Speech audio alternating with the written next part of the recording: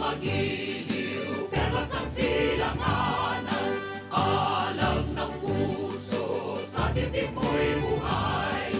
Lupang hinirang, duyan ka ng magiging, sa manlulupit, di ka pasisingil, sa dagat at bundok, sa simoy at sa langit mong baghaw, may nilang ang tula at awit sa paglayang minamahal.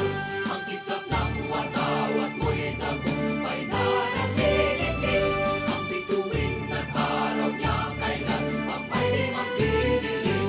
Lupa ng araw ng waraming pagsikta, buhay ay langit sa piling mo. Aming ligaya dapat may mga api, at mamatay ng dahil sa'yo.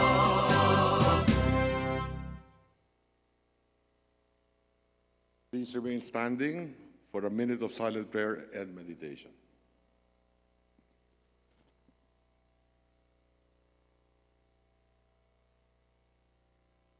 Let us put ourselves in the presence of the Lord. Heavenly Father, as we convene in this esteemed assembly for the start of another week, we turn to you for guidance and unity. Bless our deliberations with grace and a commitment to the common good. May your wisdom illuminate our minds, your strength empower our efforts, and your love unite us in purpose. Grant our leaders the discernment and clarity to make just decisions, the courage to act in the best interest of our nation, and the compassion to serve the needs of our people. May the spirit of cooperation and collaboration prevail among all members, and may we find common ground to address the challenges before us. We offer our thanks for the opportunities this week will bring, and ask for your continued protection and guidance. We ask for your blessings upon this session of Congress and upon our great nation. In your name we pray. Amen. Thank you. The Secretary General is directed to call the roll of members. Session suspended.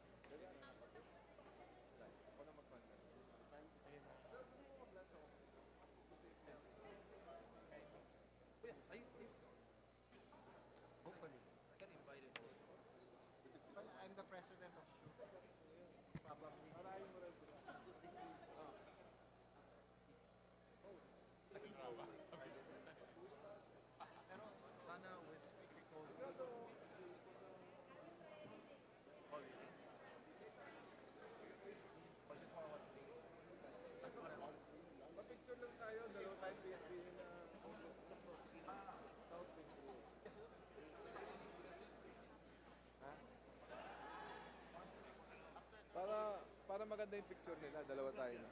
Bago roll call, bago. Na mag-call ng guest. Kahit si Ann. Tamalo. Tama din. Okay.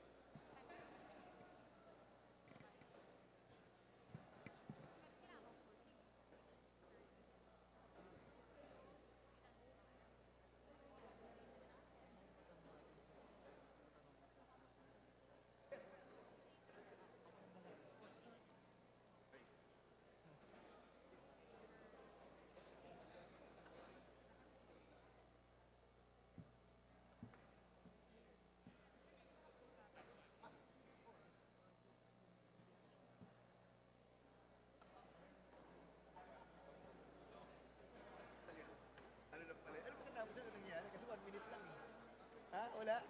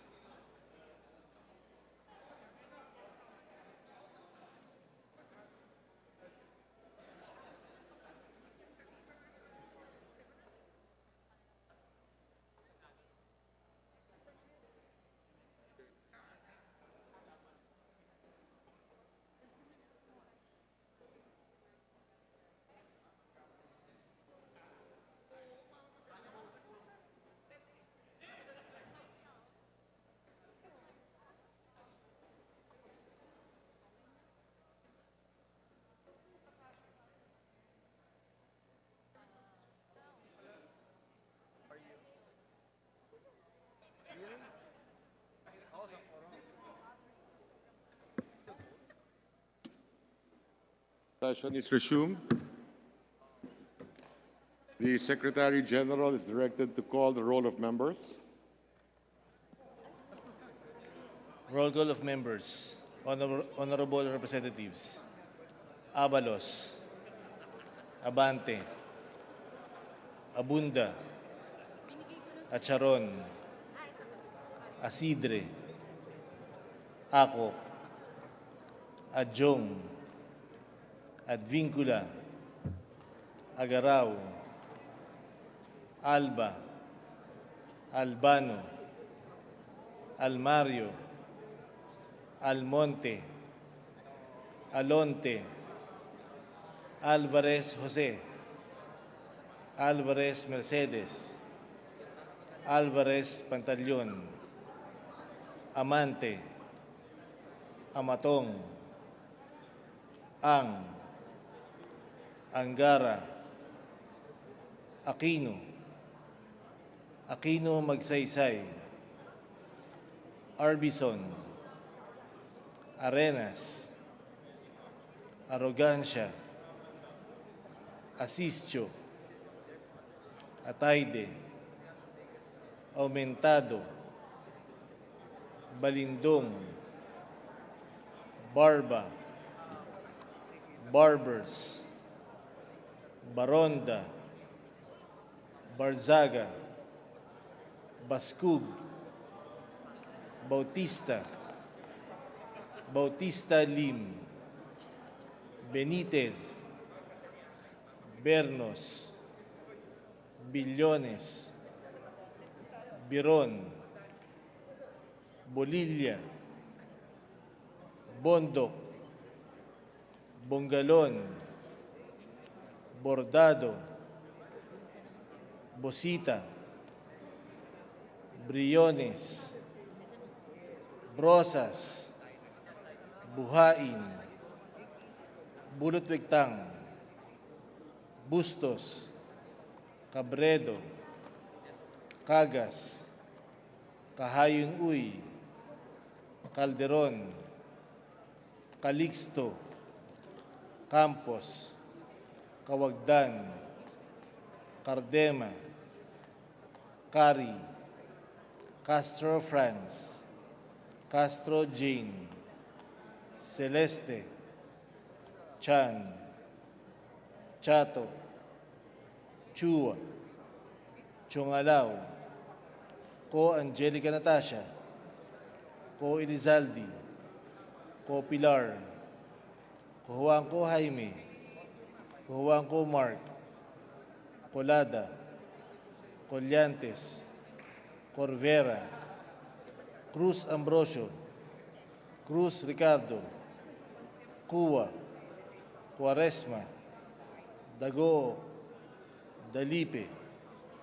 Dalog, Dayanghiran, Daza, De Jesus, De Venecia, Defensor, Del Mar, De Los Santos, Dimaporo Muhammad Khalid, Dimaporo Siti Amina, Jonicio, Domingo, Duavit, Duhali, Duterte, Di Faustino Ino, Di Faustino Michael Carlos, Di Ian Paul, Ecleo, Emano, Enverga, Escudero, Espares, Espina, Estrella, Yudela, Fariñas, Fernandez, Ferrer Antonio, Ferrer Juliet Marie, Flores,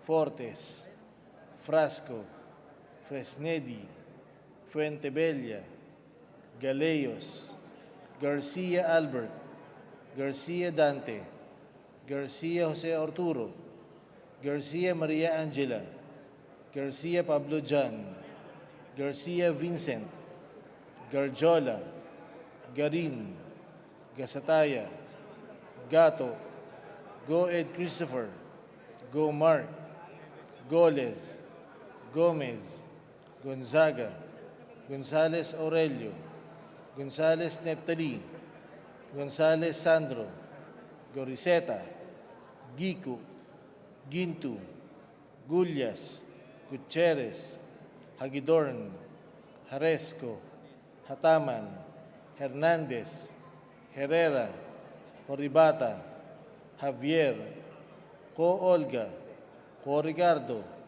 Ko Wilton, Kong Hun, Labad-Labad, Lacson, Lacson Noel, Lagman, Lagun Daphne, Lagun Sani, Lara, Lasatin, Lee, Digarda, Dibanan, Limkay Chong, Loyola, Luistro, Lumayag, Makapagal Arroyo, Maceda, Madrona, Magsino, Malapitan, Mangawang, Manikis, Manuel, Maranyon, Marcoleta, Marcos, Mariano Hernandez, Marino, Marquez, Martinez, Mastura, Matibag, Matugas, Mendoza, Mercado, Mercado Revilla, Miguel, Momo, Morden, Nava, Nisay, Noel,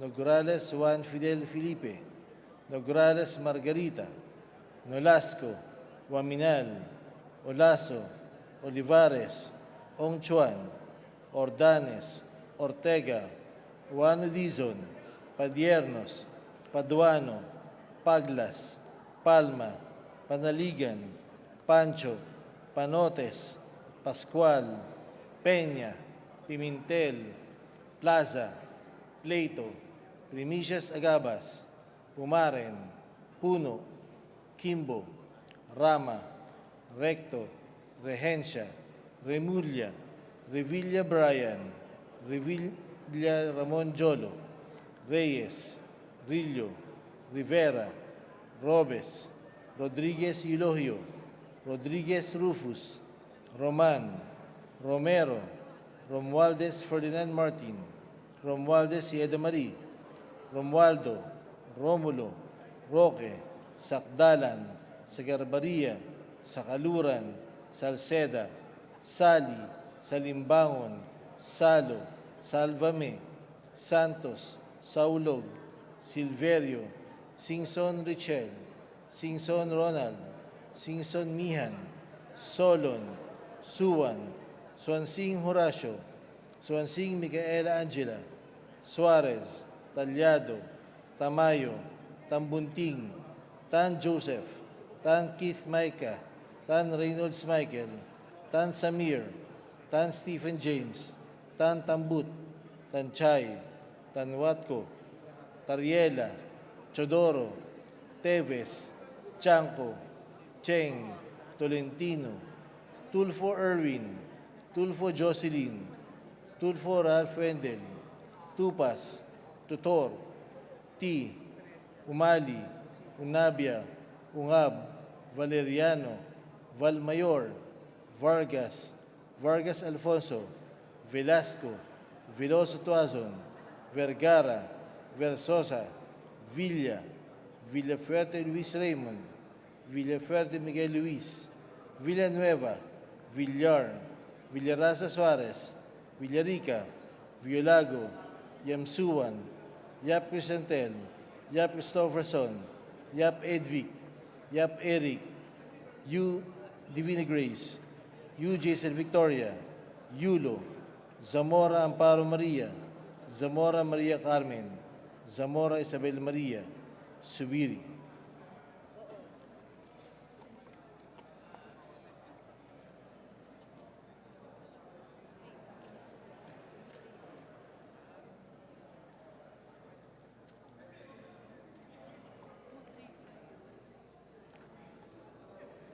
Mr. Speaker, the roll call shows that 235 members responded to the call.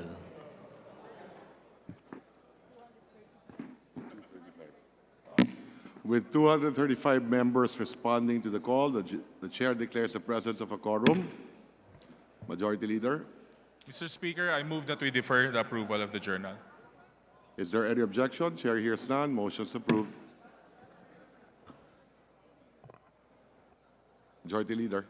Mr. Speaker, may we acknowledge the guests of Honorable Speaker Ferdinand Martin Romualdez, namely Honorable Laura Henderson, MLC, Member of Legislative Council of the South Australian Parliament, Honorable Peter Foster, MLC, Member of Legislative Council of the Western Australian Parliament, Mayor Joseph Howell, Mayor of Hume City, Councillor of Edkin Ward, Ms. Michelle Hoffman, Principal Solicitor of the Hoffman Legal Campaign Chair in Western Australian Division, Mr. Adam Andrew Scott, Acting Assistant State Director of the National Party of Victoria, Ms. Emily Bailey, Ministerial Liaison Officer of Western Australian Government, Mr. Connor Costello, Representative of the Australian Political Exchange Council, Mr. Alexander O'Hara, Second Secretary of the Australian Embassy, Ms. Amanda Fidelino,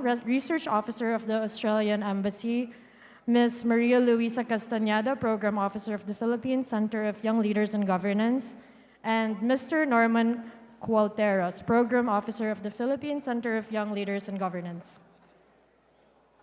Thank you, Majority Leader. Welcome to the House of Representatives.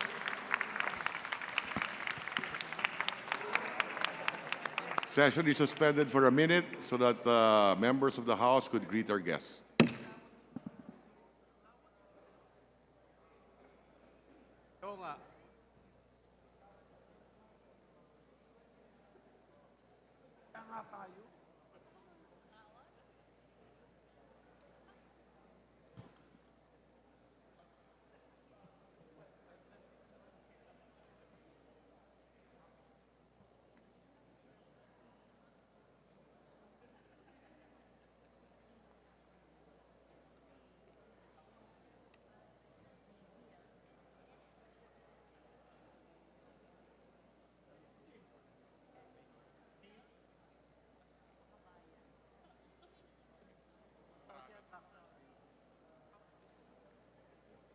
Session is resumed.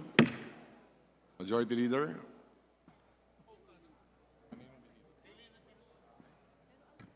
Mr. Speaker, I move that we recognize the guests of Representative Dale B. Corvera, namely Ms. Gina Vargas, Director for Student Services, Mr. Alvin Sevilla, Director for Research Extension, Ms. Mildred Monteclaro, University Librarian, Ms. Maria Eunice Nino Franco, OIC Records Management, Ms. Abigail Malubag, Land Bank City Branch Manager, and Ms. Nancelia Corvera of Caraga State University, Cabadbaran Campus.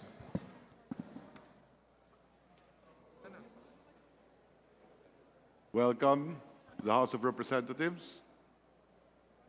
Majority Leader.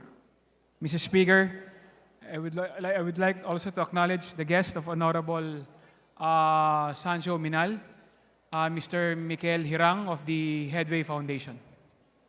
Welcome to the House of Representatives. Majority Leader. Mr. Speaker, I move that we proceed with the reference of business. Is there any objection? Chair hears none. The Secretary General is directed to read the titles of bills, resolutions on first reading, as well as messages, communications, and committee reports for referral to the appropriate committees. Reference of business, bills on first reading. House Bill 8894, an act to establish and operationalize the National Single Window System and to create the Trade Network Office of the Philippines, providing funds therefore and for other purposes, by Representatives Romualdez, Ferdinand Martin, and Quimbo.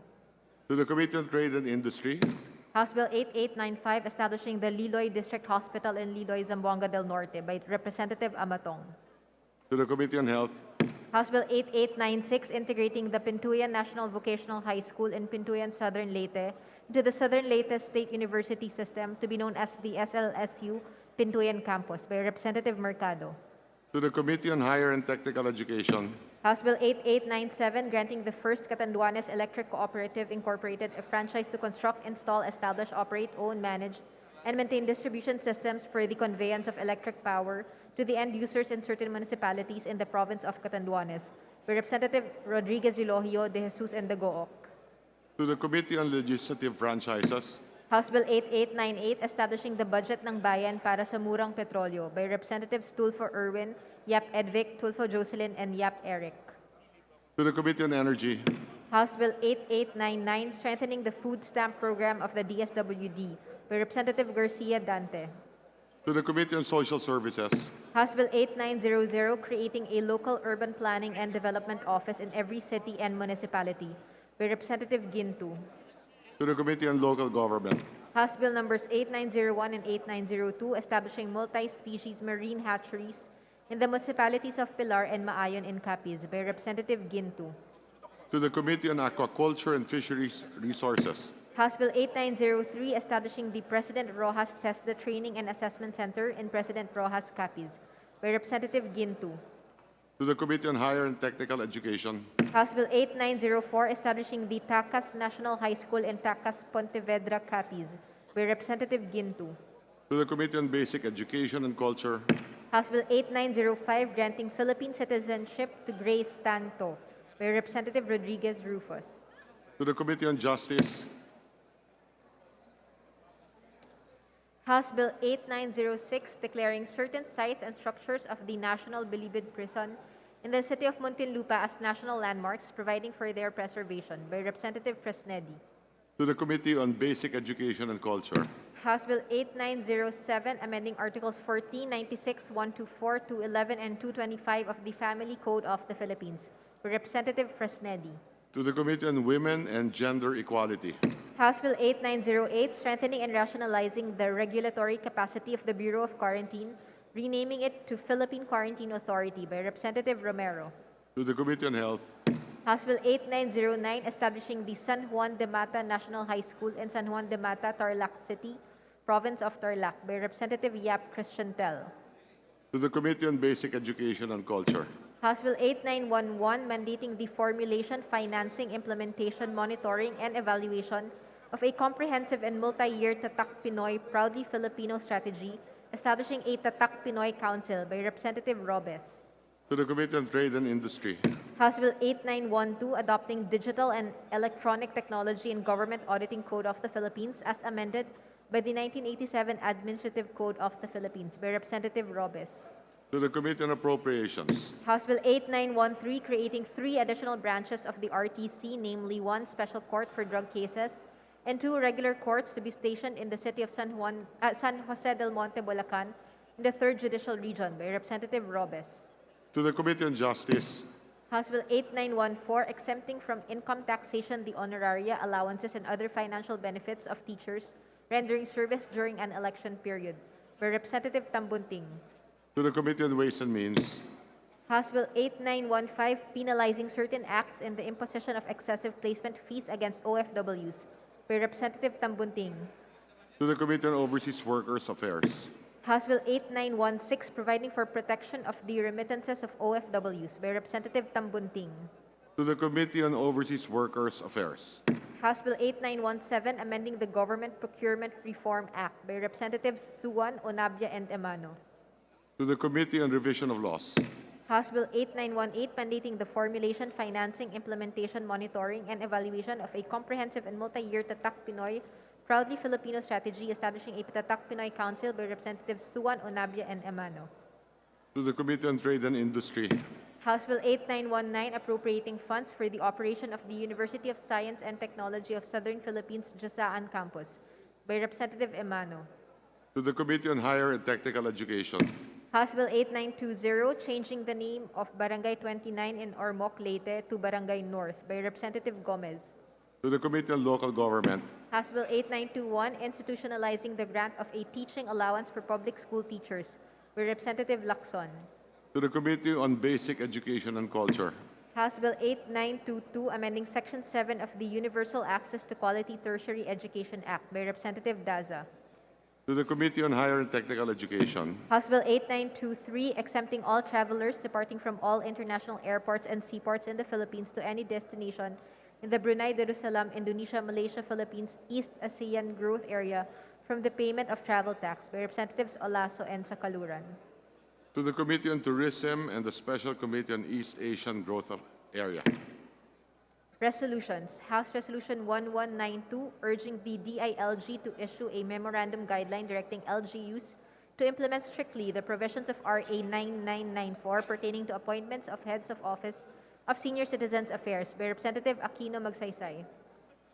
to the Committee on Local Government, House Resolution 1193, urging the DOH to issue a memorandum guideline directing all hospitals and medical facilities to implement strictly the provisions of RA number 9994 pertaining to the senior citizens discount on medical and health services by Representative Aquino Magsaysay. to the Committee on Health, House Resolution 1194, congratulating and commending Alexandra Ayala for winning the ITF Roehampton W25K GB Pro Series final held in Great Britain on August 13, 2023 by Representative Gomez. to the Committee on Youth and Sports Development, House Resolution 1195, resolution congratulating and commending John Lloyd Cruz for winning the Boccalino de Oro Prize for Best Actor held in Switzerland on August 2 to 12, 2023 by Representative Gomez. to the Special Committee on Creative Industries, House Resolution 1196, urging the Committee on Appropriations to allocate 29,722,801 pesos for fiscal year 2024 for the establishment of a DSWD warehouse in Siargao Island by Representative Matugas. to the Committee on Appropriations, House Resolution 1197, urging the Philippine Amusement and Gaming Corporation to ban Philippine offshore gaming operators in the Philippines by Representative Rodriguez Rufus.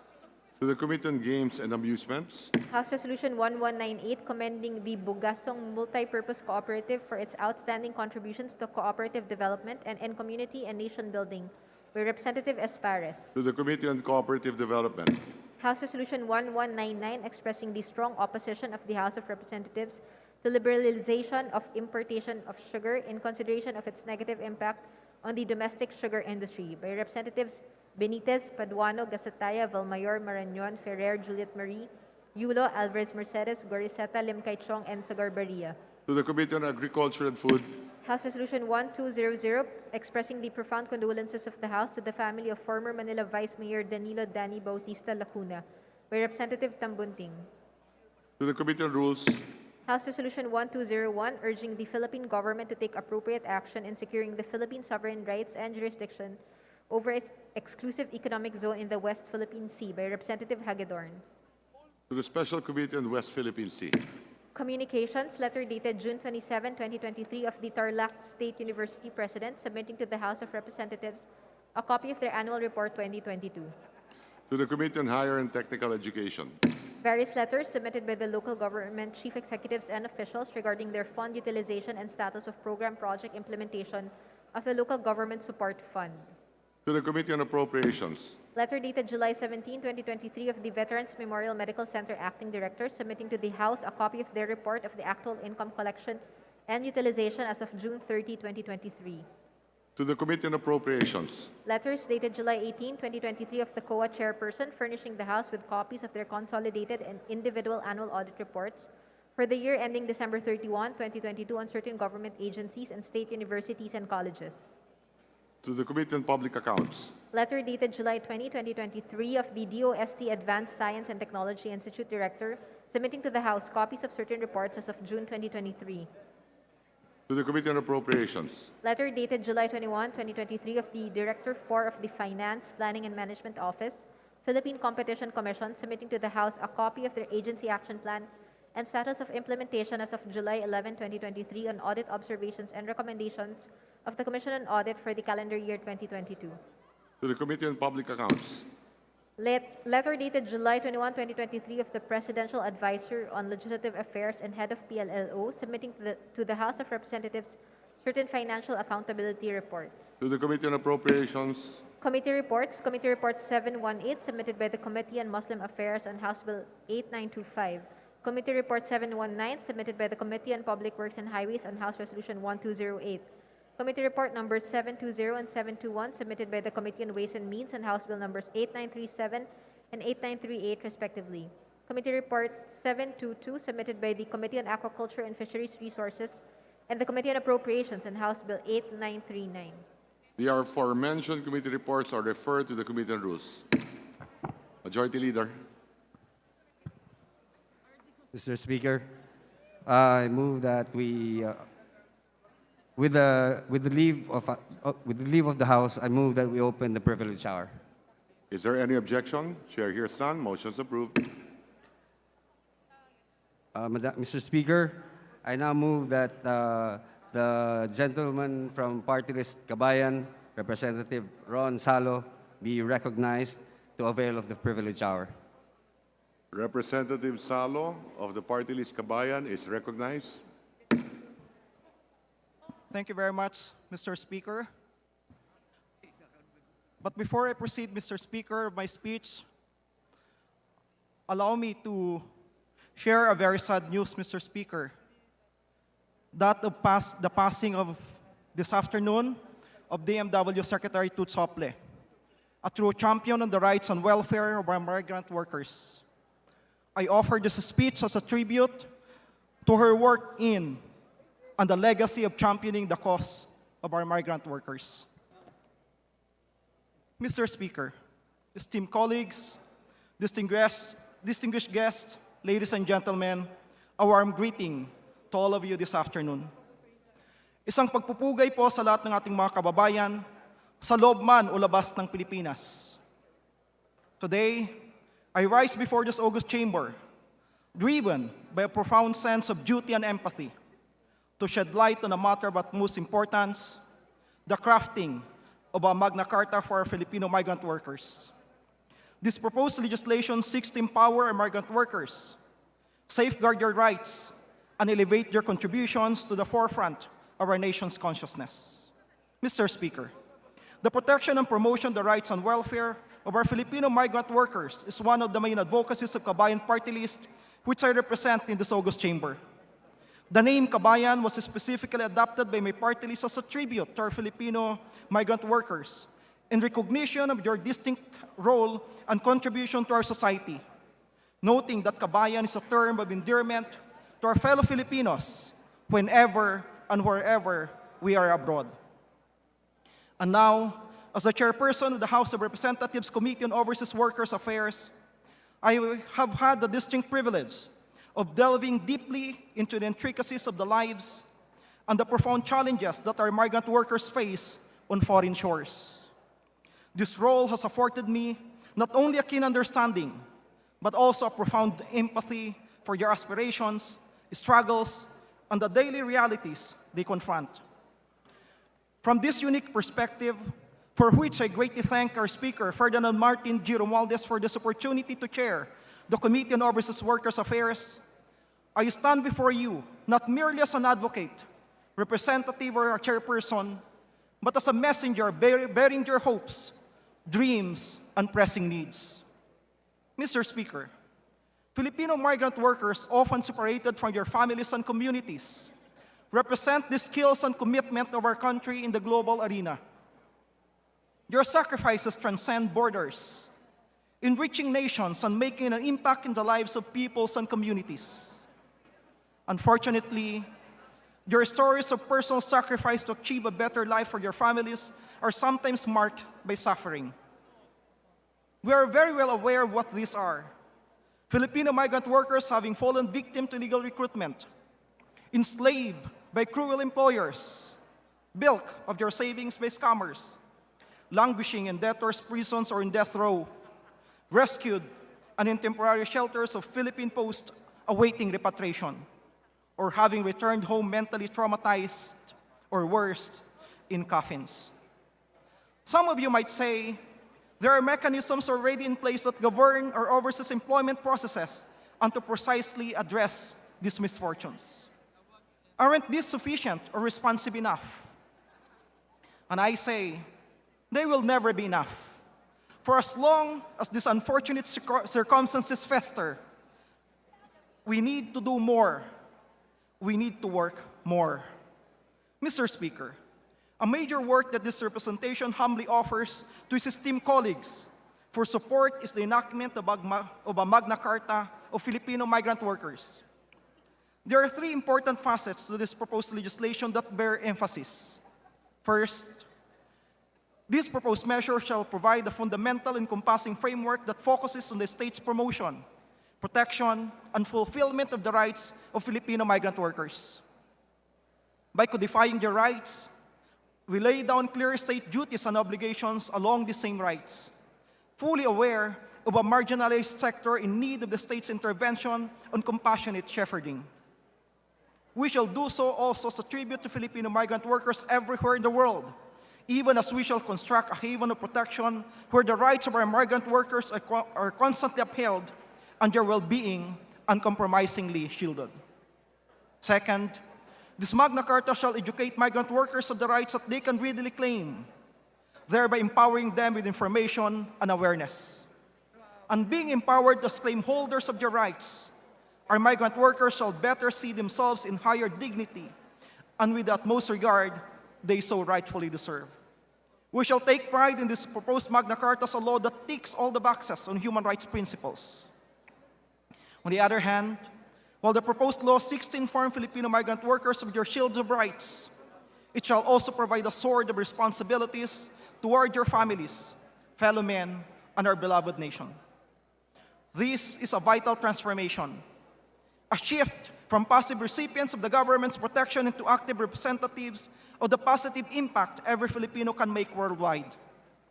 By clarifying your roles and obligations, and not only your rights, we empower our Filipino migrant workers to become proactive contributors to the well-being of their families, communities, and our country. Third, this proposed law shall go beyond a mere litany of rights or a comprehensive acknowledgement of obligations, responsibilities, and entitlements. It shall define the intertwined relationship and cooperation between and among all stakeholders in the industry. The Magna Carta shall serve as the Bible of all the stakeholders, a sacred code, and a solemn tripartite agreement among migrant workers, government, and employers, be the recruitment or manning agencies or direct employers. We shall not tire in reminding government agencies concerned with your duties and responsibilities that will mean enhanced service efficiency and effectiveness. We shall work for better strategic delineation to prevent redundancy and inefficiency, while holding all agencies concerned accountable in the effective performance of their work and the fulfillment of their mandates. Equally vital is the clarification of the role of employers, whether recruitment agencies or direct employers. We shall help them recognize that they are not merely managing livelihoods, but are entrusted with the lives and futures of individuals and families.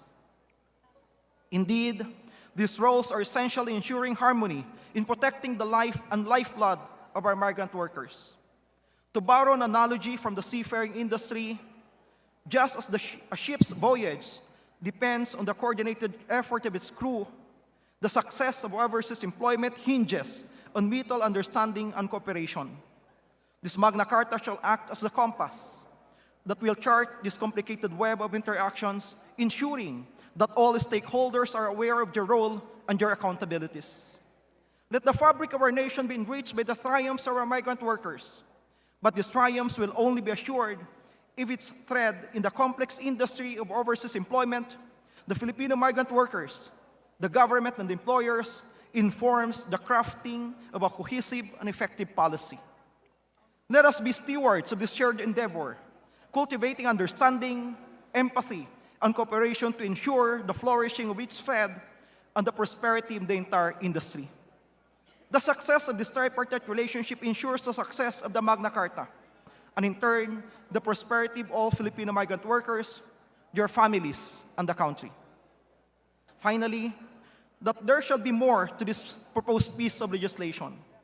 For as we envision this Magna Carta to fortify our current interventions and institutionalized mechanisms for the greater protection of our Filipino migrant workers, in time, it will be a best practice that other major migrant worker sending states may consider for their own people. By this, we affirm our mission as a global champion for the promotion, protection, and fulfillment of the rights of migrant workers everywhere. Mr. Speaker, for the reasons conveyed to this august body, this representation is filing today this proposed legislative measure, crafting a Magna Carta of Filipino migrant workers. I implore the collective wisdom of this honorable chamber. Let us arise above our differences and unite for a national cause, which is the welfare of Filipino migrant workers. By supporting the adoption of this Magna Carta, we send a resounding message that we recognize and honor their sacrifices and that we stand by them in your journey toward a better life. Mr. Speaker, my esteemed colleagues, may we stand united in this noble endeavor. Together, let us champion the cause of our Filipino migrant workers. Thank you very much. Mabuhay ang ating mga kabayan, mabuhay tayong mga Pilipino. Maraming salamat po, Mr. Speaker. Majority Leader. Mr. Speaker, there being no interpellators, I move that we refer the privileged speech of the Honorable Salo to the Committee on Rules. I so move, Mr. Speaker. To the Committee on Rules. Rules. Is there any objection? Chair hears none. Motion is approved. Please proceed. Mr. Speaker, I move that we recognize Representative Mark Go of the Lone District of Baguio City to avail of the privilege hour. I so Is there move, any Mr. Speaker. objection? Chair hears none. Motion is approved. Representative Mark Go of Baguio City is now recognized. Please proceed. Thank you, Mr. Chair. Mr. Speaker, my esteemed colleagues, honored guests, ladies and gentlemen, good afternoon. I stand on a matter of individual and collective privilege. We are at the dawn of a new era, an era driven by innovation, technology, and the boundless possibilities presented by artificial intelligence. As we gathered here, it is evident that conversations about artificial intelligence have transcended the confines of tech enthusiasts and academia, finding their way into our lives, workplaces, and classrooms. This shift compels us to shed light on this transformative force, to understand its essence, its potential, and the responsibilities that come with its use. Artificial intelligence, often called AI, represents the culmination of human ingenuity, enabling machines to simulate intelligent behavior and execute tasks that once seemed exclusive to human minds. AI's influence is pervasive and undeniable, from autonomous vehicles like Tesla cars to algorithms powering personalized recommendations on our devices like Waze or Netflix. In this discourse, we shall delve into the multifaceted dimensions of AI, exploring its positive contributions while recognizing the potential disruptions it may bring. Similarly, we must acknowledge the possible negative consequences such as job displacement and privacy concerns, which necessitate a prudent and comprehensive approach. Moreover, our educational institutions, the crucible knowledge, and innovation are not exempt from the winds of change brought by AI. Students and teachers find themselves amidst the technological tide, needing to reshape the learning landscape. As we envision the future of how this technology will affect work in the Philippines, AI holds both promises and challenges for our workforce. It can enhance productivity, augment decision-making, and create new opportunities, particularly in emerging sectors. Yet, we must be vigilant about potential job displacement and ensure that our citizenry are equipped with the skills to navigate this evolving landscape.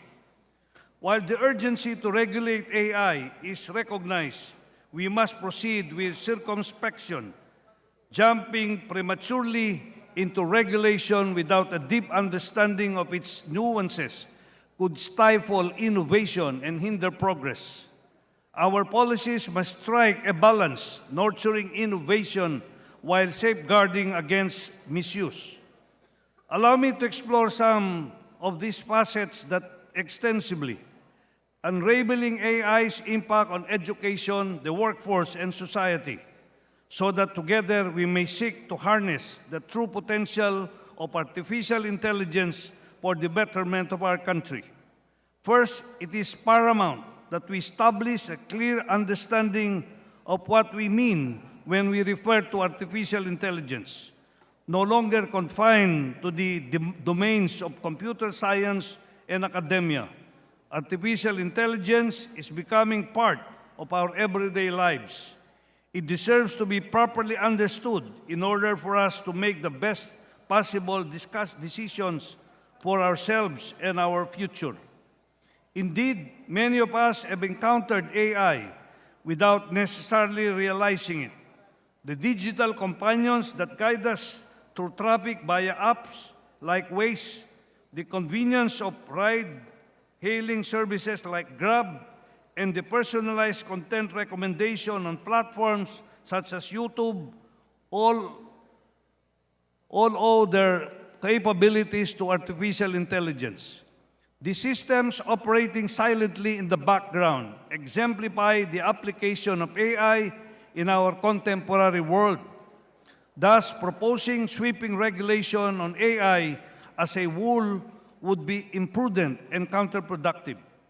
In the past, AI was the province of specialized experts requiring a deep knowledge of disciplines like mathematics, data science, and programming. Yet the landscape has evolved dramatically, marking a turning point with the emergence of transformative innovations like ChatGPT in November of 2022. Prior to this pivotal juncture, AI primarily took the forms of what is known as discriminative AI. To illustrate this concept, consider the technology identifying whether an image contains a cat or a dog. Discriminative AI excels at discerning between distinct categories, enabling it to classify and label with remarkable accuracy. However, the tide turned with the accent of generative AI, particularly exemplified by large language models. Unlike the discriminative AI, which focuses on classification, generative AI creates, generates, and produces content. The contrast between the two is akin to a puzzle solver, discriminative AI, and an artist crafting a masterpiece, generative AI. Generative AI, which uses large language models, the heart of our contemporary discussions, holds the remarkable ability to let us humans communicate with it using language in a manner that utilizes our own everyday words. This paradigm shift has effectively dismantled the barriers to entry that once necessitated a formidable foundation in disciplines such as mathematics, data science, logic, and programming. Now, the gateway to AI engagement is becoming increasingly accessible to individuals across diverse domains of knowledge. In essence, The rise of generative AI that uses large language models heralds a new era of inclusivity and accessibility in artificial intelligence. The power to interact with machines in a familiar linguistic fashion empowers the general public, democratizing the benefits of AI and fostering a more integrated and participatory future. In a matter of jobs, AI's journey is akin to the transformative epochs of the past, much like the advent of the Internet era. Just as the Internet gave rise to entirely new avenues of employment, birthing professions like web and app developers, e-commerce entrepreneurs, and online marketeers. It is not unlikely that we now stand on the precipice of a similar phenomenon. It is conceivable that AI will usher in a wave of novel roles and opportunities that are yet to be envisaged. However, as history has shown us, progress is a double-sword edge. Just new doors open, some existing ones may close. We can quickly think that certain vocations will undergo obsolescence in the wake of AI's advance. Those affected by this paradigm shift will be faced with the challenge of upskilling and reskilling, a commitment we must ensure to fulfill. In our educational institutions, a discourse has emerged fueled by both curiosity and skepticism. Some have expressed concerns about AI, such as the ChatGPT's potential facilitation of cheating, a valid point of consideration as those tools have been trained on a vast knowledge base that appears capable of answering quite complex questions. Yet, let us not overlook the potential for knowledge compression. Imagine the aspiring law student of today grappling with an ever-expanding repository of legal cases. The demand for comprehensive study grows as time brings an accumulation of essential cases. Here, AI presents itself as a potential ally. This tool can aid in the meticulous dissection of this knowledge, streamlining the educational journey and empowering students to navigate the complexities of their chosen field. In our quest to understand AI's impact on artistry, we find ourselves grappling with issues that redefine the boundaries of creativity and intellectual property. Generative AI can craft images that evoke wonder and awe. Yet, with this realm of creative expression, copyright concerns emerge. Generative AI tools such as Stable Diffusion and Midjourney possess the remarkable ability to produce visual artworks. However, the machines have been trained on the works of other artists. This reality births complex ethical and legal quandaries as the line between inspiration and appropriation becomes blurred. But there is a contrasting facet to this artistic narrative.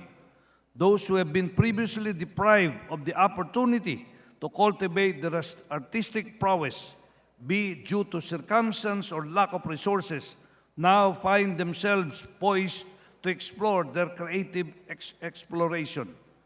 The canvas of artistic expression and imagination has been open to all. Let us be reminded how photography in the past also stood at the gate of artistic debate. Drawing closer to our own shores, we confront a division that resonates deeply.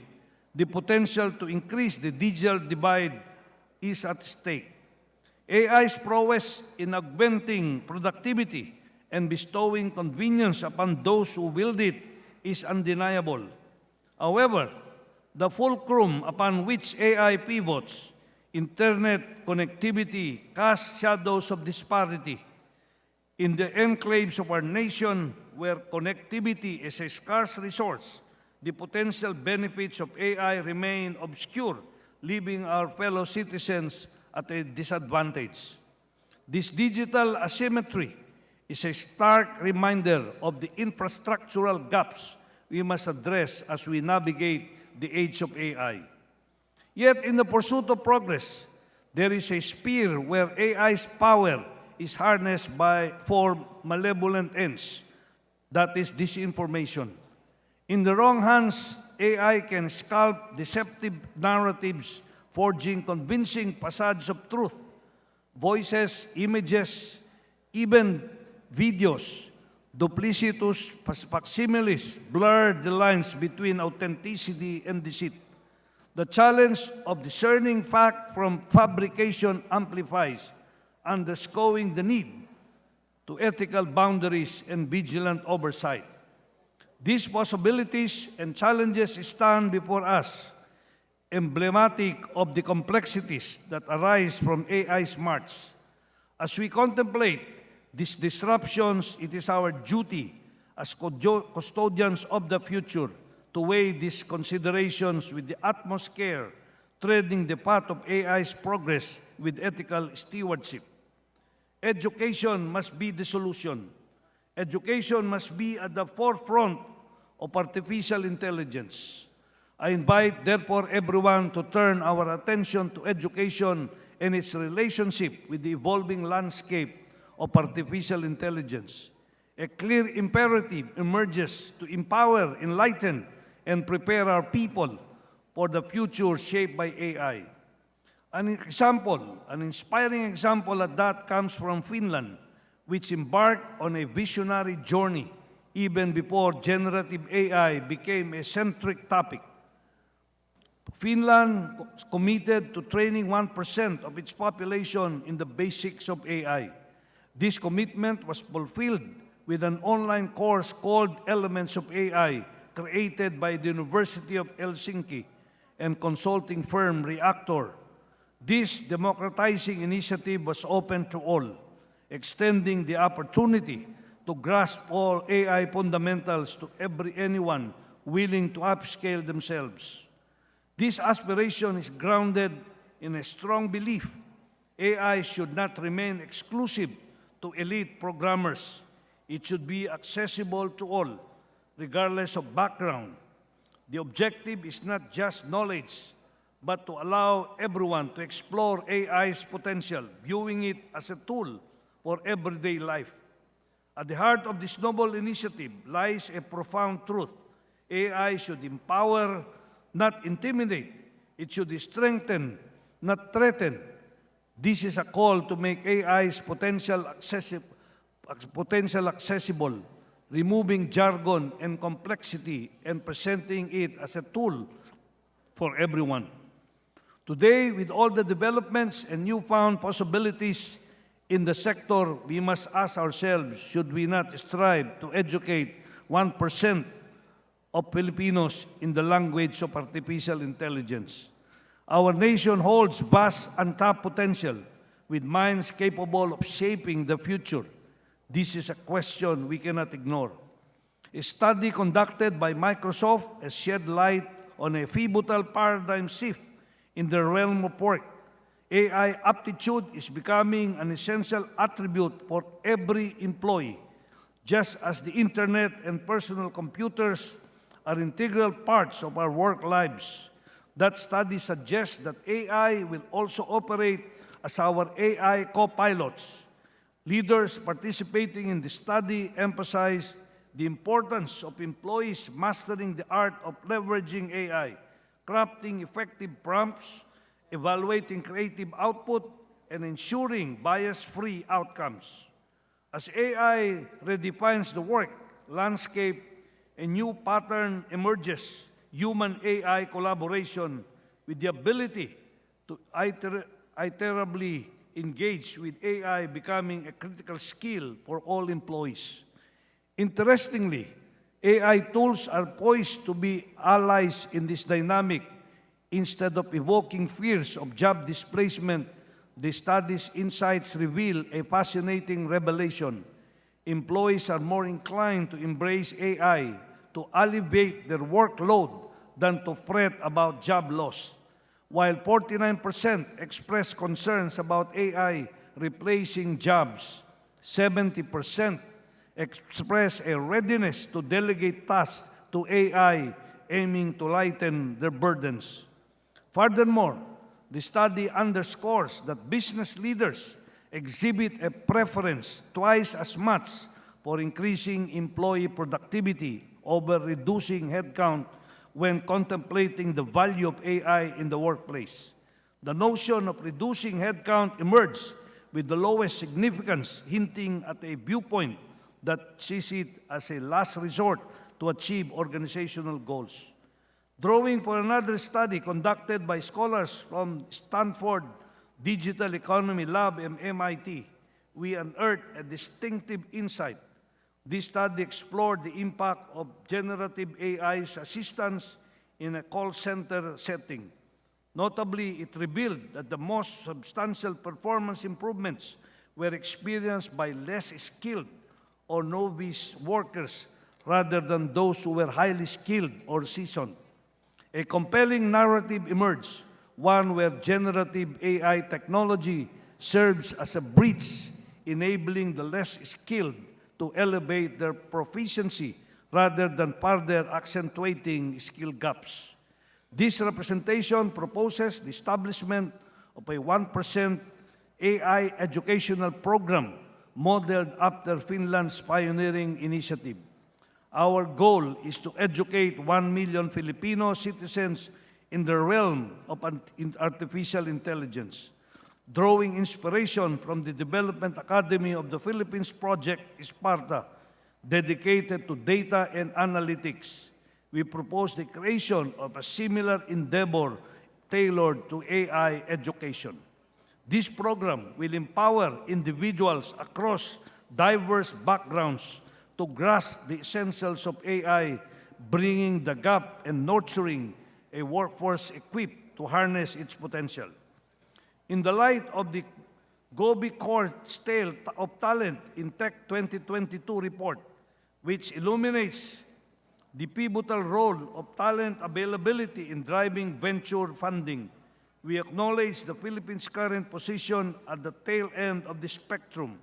As Singapore and Israel, countries with populations of less than 10 million people, surge ahead in venture capital investment as a percentage of their GDP, we envision a transformative future for the Philippines. By educating an additional 1 million individuals in AI, we have the potential to reshape our nation's technological landscape, catalyzing innovation and igniting a surge in venture funding that mirrors our regional counterparts. My next proposition entails the creation of a grant facility for AI research, encompassing the academia and startups.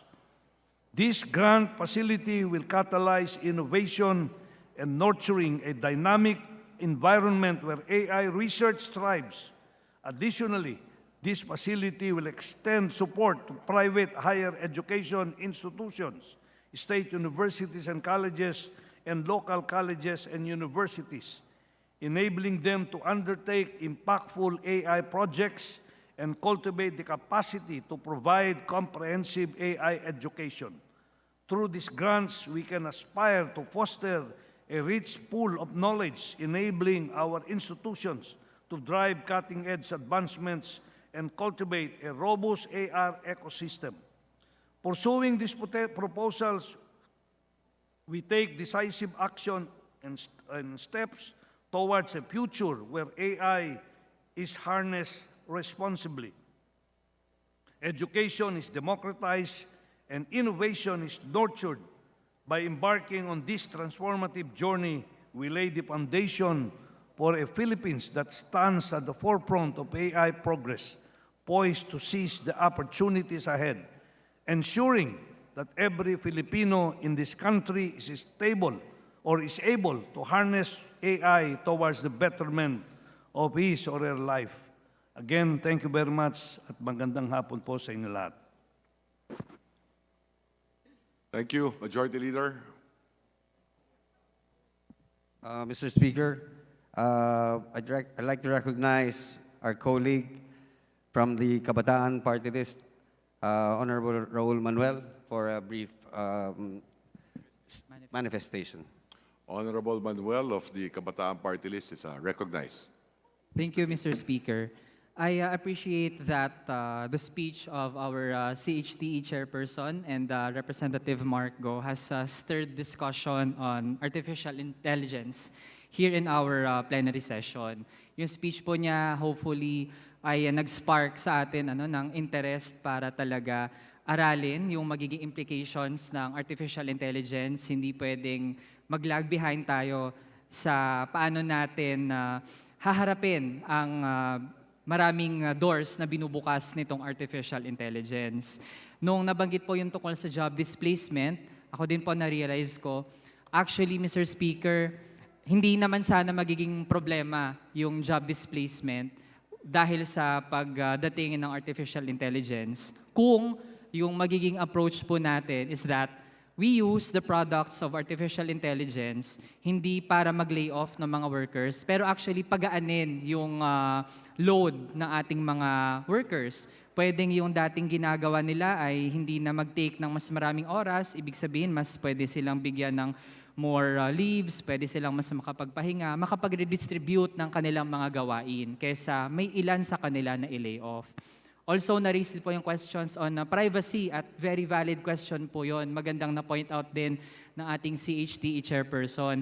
Ngayon po, nandyan pa rin yung big tech companies na sa totoo lang ay hindi pa rin talaga maaasahan when it comes to respecting the privacy of people and how they effectively handle data that comes into them.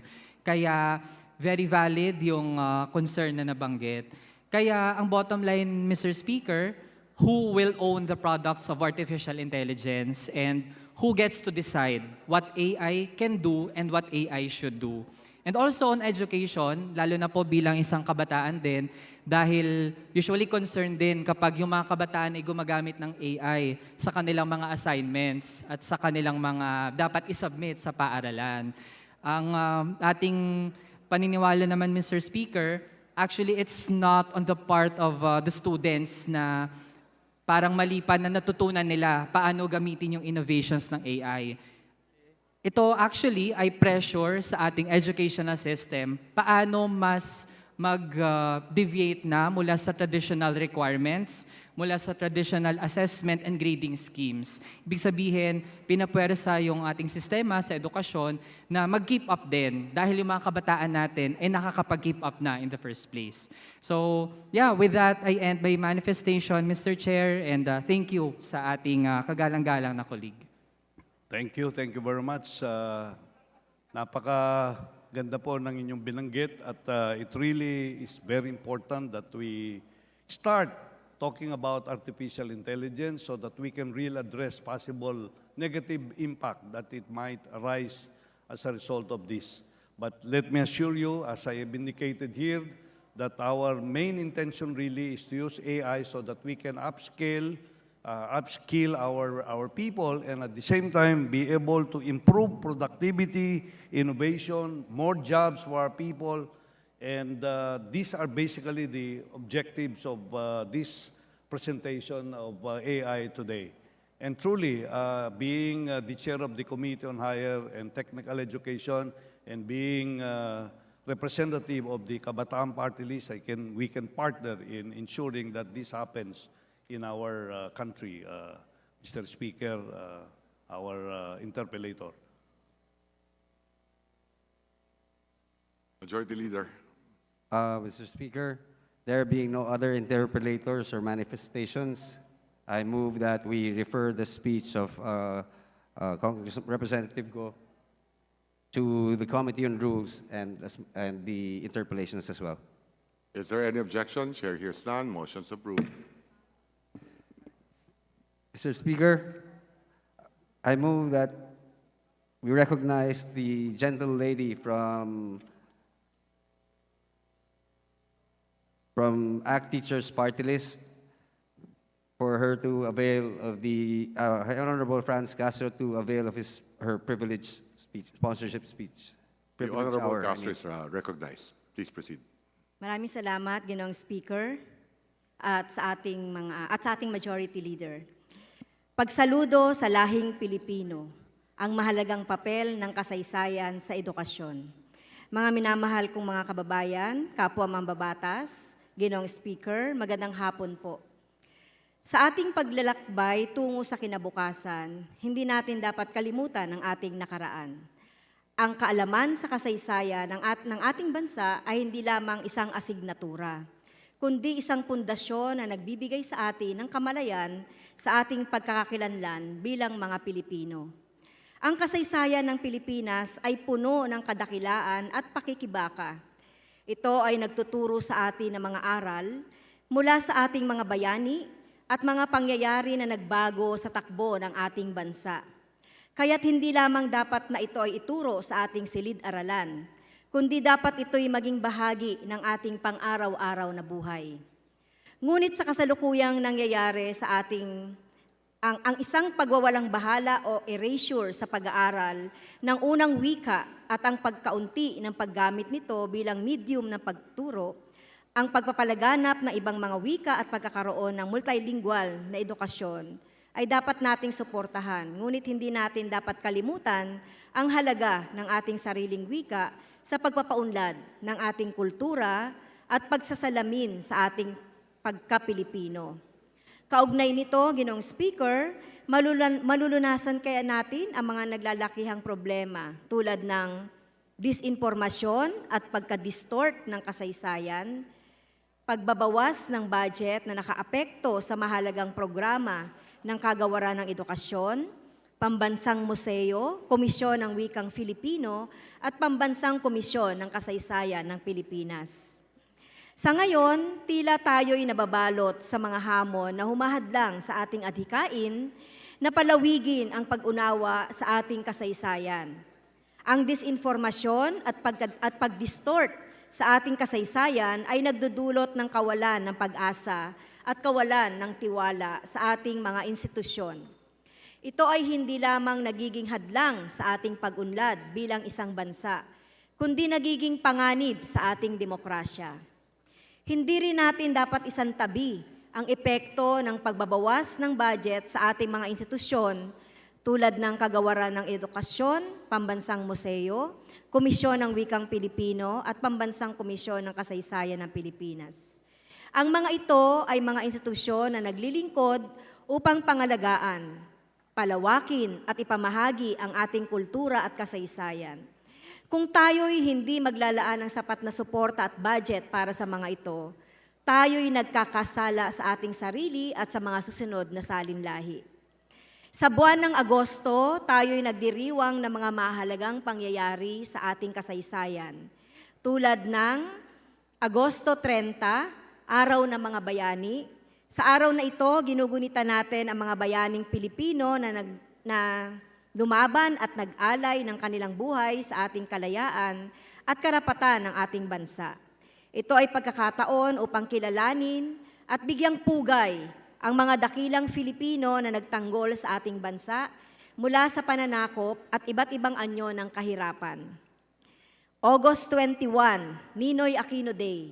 Ipinagdiriwang natin ang araw na ito bilang paggunita sa buhay at pagkamatay ni dating Senador Benigno Ninoy Aquino Jr. Siya isang kilalang leader at kritiko ng diktadurang rehimeng ni Pangulong Ferdinand Marcos Sr.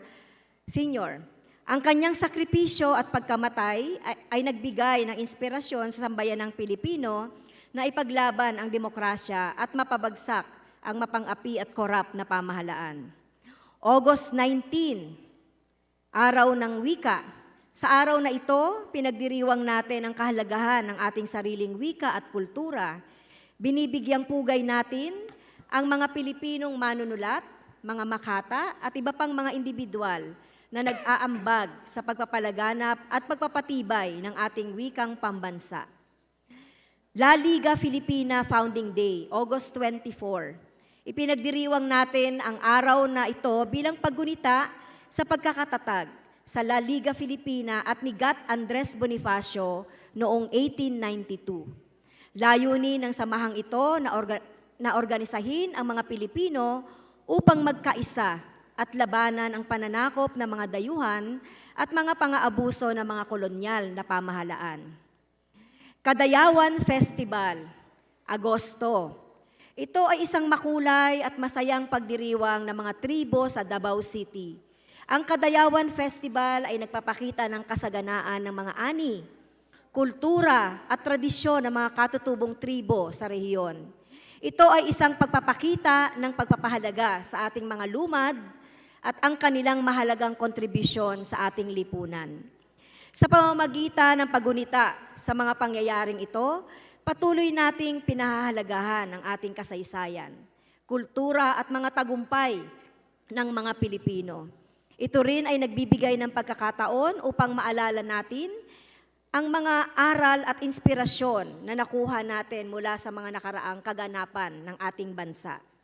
Ito rin ang mga pagkakataon upang bigyang pugay ang ating mga bayani at ang kanilang mga sakripisyo sa pamamagitan ng pagkakaroon ng malawak at malalim na kaalaman sa ating kasaysayan. Tayo ay magkakaroon ng lakas at inspirasyon upang harapin ang mga hamon ng kasalukuyan. Sa ating mga guro at mga mag-aaral, hinihikayat ko kayong ipagpatuloy ang pagtuklas sa ating kasaysayan. Gamitin natin ang bawat sandali sa ating silid-aralan upang maunawaan ang mga aral ng nakaraan at magamit ito sa ating pang-araw-araw na pamumuhay. Naway maging daan ang ating kasaysayan upang bigyan tayo ng pag-asa, pagkakakilanlan at pagmamahal sa ating bayan. Patuloy nating itaguyod ang pag-aaral ng kasaysayan at ang pagpapahalaga sa ating sariling wika at kultura. Isang malaking tulong ito upang maisalamin ang ating mga pagkakamali at maging tanglaw sa ating kinabukasan bilang mga tunay na makabayan at makabansa. Maraming salamat at mabuhay ang kasaysayan ng Pilipinas. Majority Leader. Mr. Speaker, there being no interpreters, I move that the speech of Representative Castro be referred to the Committee on Rules. Is there any objection? Chair hears none. Motion's approved.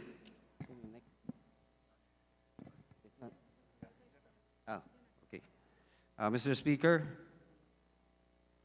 I'd like to recognize our colleague, Representative Marcoleta, for his privileged hour. The Honorable Marcoleta is recognized. Please proceed. Thank you very much, Mr. Speaker. Thank you very much, Majority Leader. Mr. Speaker, prior to 2012, the relations between the Philippines and China, which spanned centuries, have been remarkably cordial and warm. As a matter of fact, this catapulted into the establishment of a diplomatic relations between the two countries in 1975. But since 2012, these relationships, Mr. Speaker, has been characterized by territorial and maritime disputes in the South China Sea, starting from the naval standoff in the Scarborough Shoal. In that same year, Mr. Speaker, the Philippine Navy had almost a shooting war with the Chinese Navy when it rescued the Chinese poachers, which were earlier accosted by the Philippine Navy while patrolling that vicinity. Mr. Speaker, since then, after those maritime incidents, the bilateral ties between the two countries took a downturn, heightened by the Philippine filing of an arbitral case against China. We know that the Permanent Court of Arbitration declared that the 9-dash line drawn by China over the South China Sea was not based on the historic rights that it claims, that it is not on the basis of the United Nations Convention on the Law of the Sea. Mr. Speaker, conscious of all these turbulent times, a small group of party list representatives was invited to visit Hubei Province, Beijing, and Shanghai. I was part of that delegation, Mr. Speaker. That visit was good and memorable. We were toured in the Three Gorges Dam, a hydroelectric facility that supplies almost one-half of mainland China. We saw the mountain tea plantation in Hubei Province. We were awed by the Great Wall and the technology of Huawei. And then we were met by the chairman of the International Committee of the Communist Party of China. I can still vividly remember his opening statement. In a very firm and calculated voice, he said to us, "Your most distant relative is no better than your closest friend." But, Mr. Speaker, exactly 1 year after that visit, in July 2019, a Chinese vessel hit and sank a Filipino boat anchored in Recto Bank. Had it not for the timely assistance of the Vietnamese fishermen, our own fishermen would have drowned without a trace. And then earlier this year, Mr. Speaker, on February 6, 2023, the Chinese militia beamed a military-grade laser light twice on the resupply mission to supply the provisions of our personnel in the BRP anchored at Ayungin Shoal. It was repeated, Mr. Speaker, some 2 weeks ago, or on August 6 this year, when the Chinese Coast Guard hosed down, again, a resupply mission to the same people manning and guarding the BRP Sierra Madre. What would have happened, Mr. Speaker, if, for example, those water cannons hit a Philippine Navy ship who was also assisting those small boats trying to provide provisions? It could have been a different story. Our AFP Chief of Staff said that if it did happen, Mr. Speaker, that would have been an aggressive action that could have been interpreted as an act of war. Mr. Speaker, how much more humiliating actions will China do to malign and besmirch the reputation of a sovereign nation like the Philippines? How much more of this can we take before diplomacy becomes meaningless and irrelevant? How come China, Mr. Speaker, its action betray it's about commitment to friendship and peaceful coexistence? While we know that the arbitral award did not entirely invalidate China's claims in its possession over the disputed isles in the Spratlys, Mr. Speaker, I think China should respect the traditional fishing rights of our fishermen. Traditional fishing rights is a concept. It is a peremptory norm. It is a customary part of international law, invoked by international arbitral and adjudication tribunals. China knows about the 1974 jurisdictional fisheries cases. These are two cases. The first case is between Iceland and the United Kingdom. The other one, again, is between Iceland and the Federal Republic of Germany. In both cases, Mr. Speaker, the court ruled that traditional fishing rights must be talked about. While Iceland has preferential rights, these rights cannot exclude the traditional fishing rights of Germany and United Kingdom.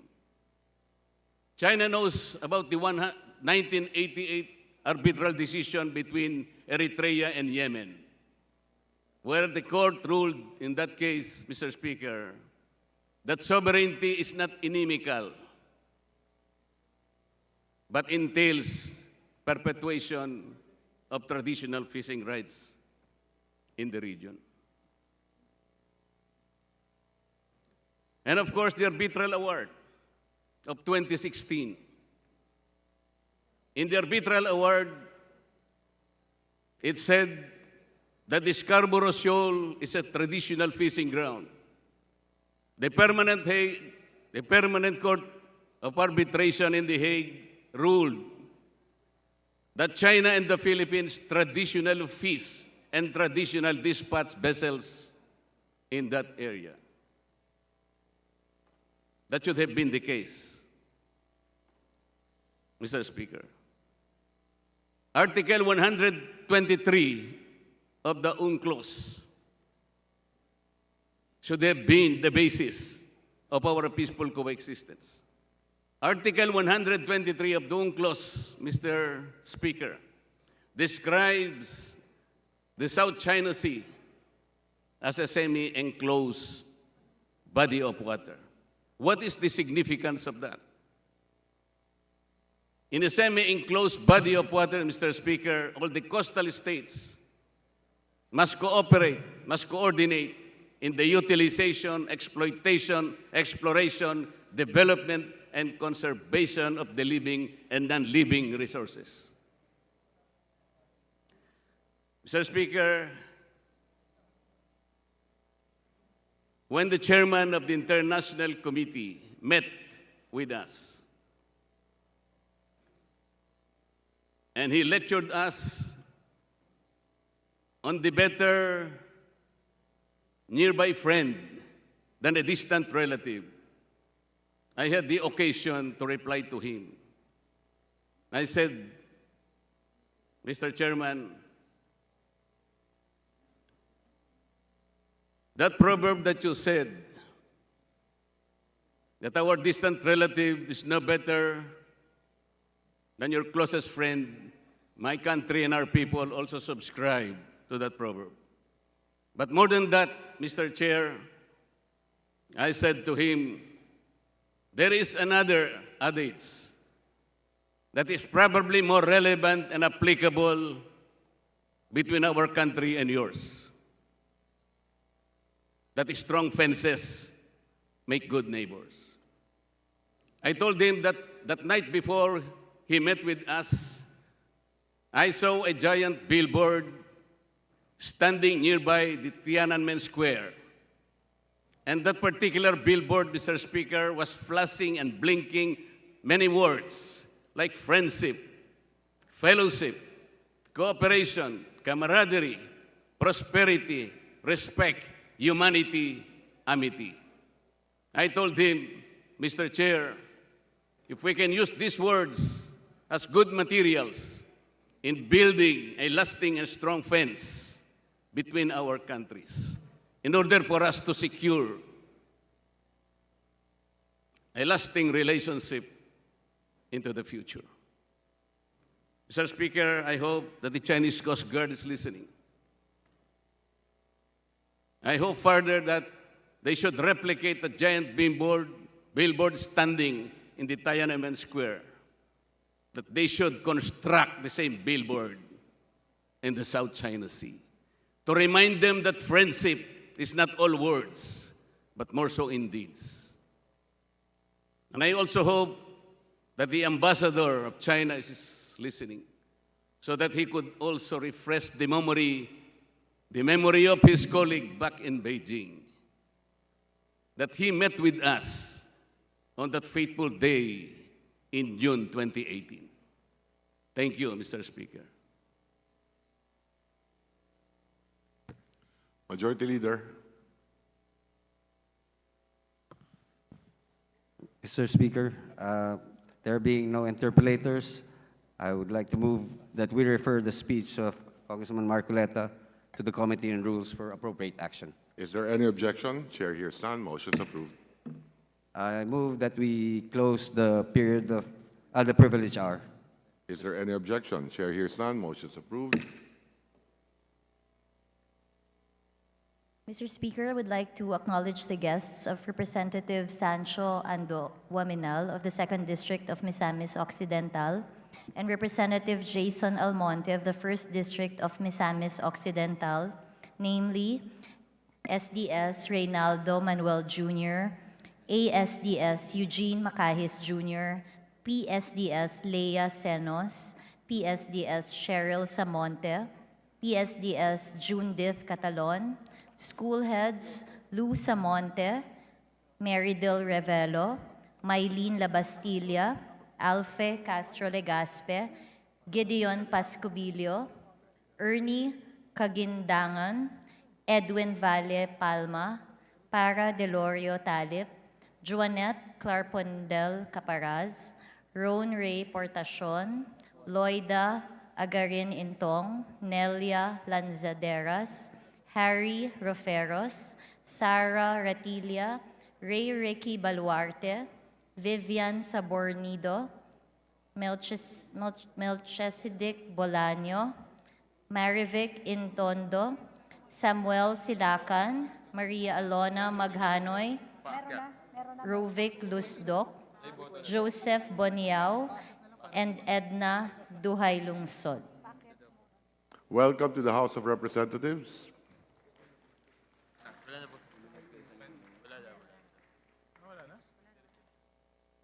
Majority Leader. Mr. Speaker, I move that we consider on third reading House Bill number 8568 and that the Secretary General be directed to read the title of the said House Bill. Is there any objection? Chair hears none. The Secretary General is so directed. House Bill 8568, an act providing mechanisms that shall ensure the effective implementation of a nationwide tree planting program, amending for the purpose Republic Act number 10176, otherwise known as the Arbor Day Act of 2012. Mr. Speaker, I also move that the Secretary General be directed to call the roll for nominal voting. Is there any objection? Chair hears none. Motion is approved. The Secretary General is so directed. Roll call of members in consideration of third reading of House Bill number 8568. Abalos, Abante, Abunda, Acharon, Asidre, Acop, Adjong, Advincula, Agaraw, Alba, Albano, Almario, Almonte, Alonte, Alvarez Jose, Alvarez Mercedes, Alvarez Pantaleon, Amante, Amatong, Angara, Aquino, Aquino Magsaysay, Arbison, Arenas, Arrogancia, Asisio, Atayde, Aumentado, Balindong, Barba, Barbers, Baronda, Barzaga, Pascug, Bautista, Bautista Dim, Benitez, Bernos, Billones, Biron, Bodilla, Bondok, Bugalon, Bordado, Bosita, Briones, Brosas, Buhain, Bulot Bigtang, Bustos, Cabredo, Cagas, Kahayin Uy, Calderon, Calixto, Campos, Cawagdan, Ardema, Cari, Castro France, Castro Jean, Celeste, Chan, Chato, Chua, Chongalao, Ko Angelica Natasha, Ko Lizaldi, Ko Pilar, Ko Juanco Jaime, Ko Juanco Mark, Colada, Collantes, Corvera, Cruz Ambrosio, Cruz Ricardo, Cuba, Quaresma, Tagook, Dalipe, Dalog, Dayanghirang, Daza, De Jesus, De Venecia, Defensor, Del Mar, De Los Santos, Dimaporo Muhammad Khalid, Dimaporo Siti Amina, Junicio, Domingo, Duavit,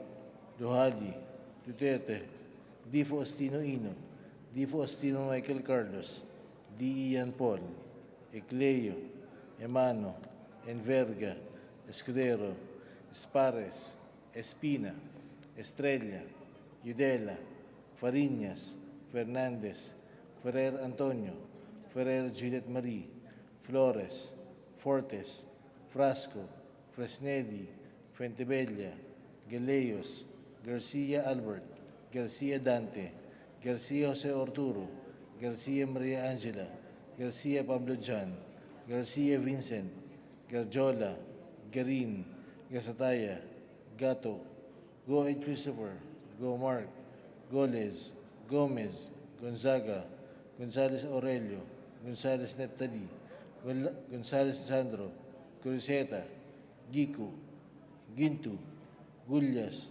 Gutierrez, Hagidorn, Haresco, Hataman, Hernandez, Herrera, Horibata, Javier, Ko Olga, Ko Ricardo, Ko Wilton, Punghun, Labad-Labad, Lacson, Lacson Noel, Lagman, Lagon Daphne, Lagon Sani, Lara, Lasatin, Lee, Ligarda, Dibanan, Limkaychong, Loyola, Luistro, Lumayag, Makapagal Arroyo, Maceda, Madrona, Magsino, Malapitan, Mangawang, Manikis, Manuel, Maranyon, Marcoleta, Marcos, Mariano Hernandez, Mariño, Marquez, Martinez, Pastura, Matibag, Matugas, Mendoza, Mercado, Mercado Revilla, Miguel, Momo, Morden,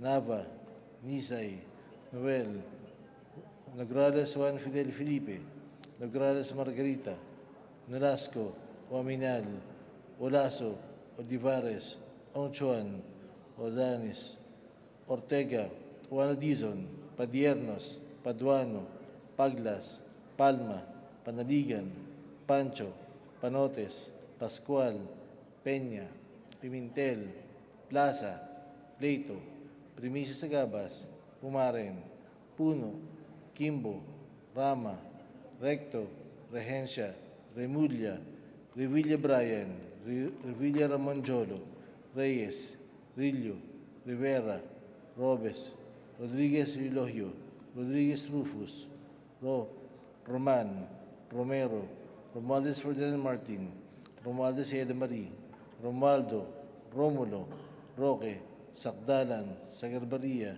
Sakaluran, Salceda, Sali, Salimbangon, Salo, Salvame, Santos, Saulog, Silverio, Singson Richel, Singson Ronald, Singson Mihan, Solon, Suwan, Swansing Horacio, Swansing Micaela Angela, Suarez, Talyado, Tamayo, Tambunting, Tan Joseph, Tan Keith Micah, Tan Reynolds Michael, Tan Samir, Tan Stephen James, Tan Tambut, Tan Chay, Tan Watko, Tariela, Chodoro, Teves, Chanco, Cheng, Tolentino, Tulfo Erwin, Tulfo Jocelyn, Tulfo Ralph Wendel, Tupas, Tutor, Umali, Unabia, Ungab, Valeriano, Valmayor, Vargas, Vargas Alfonso, Veloso, Velasco, Veloso Tuazon,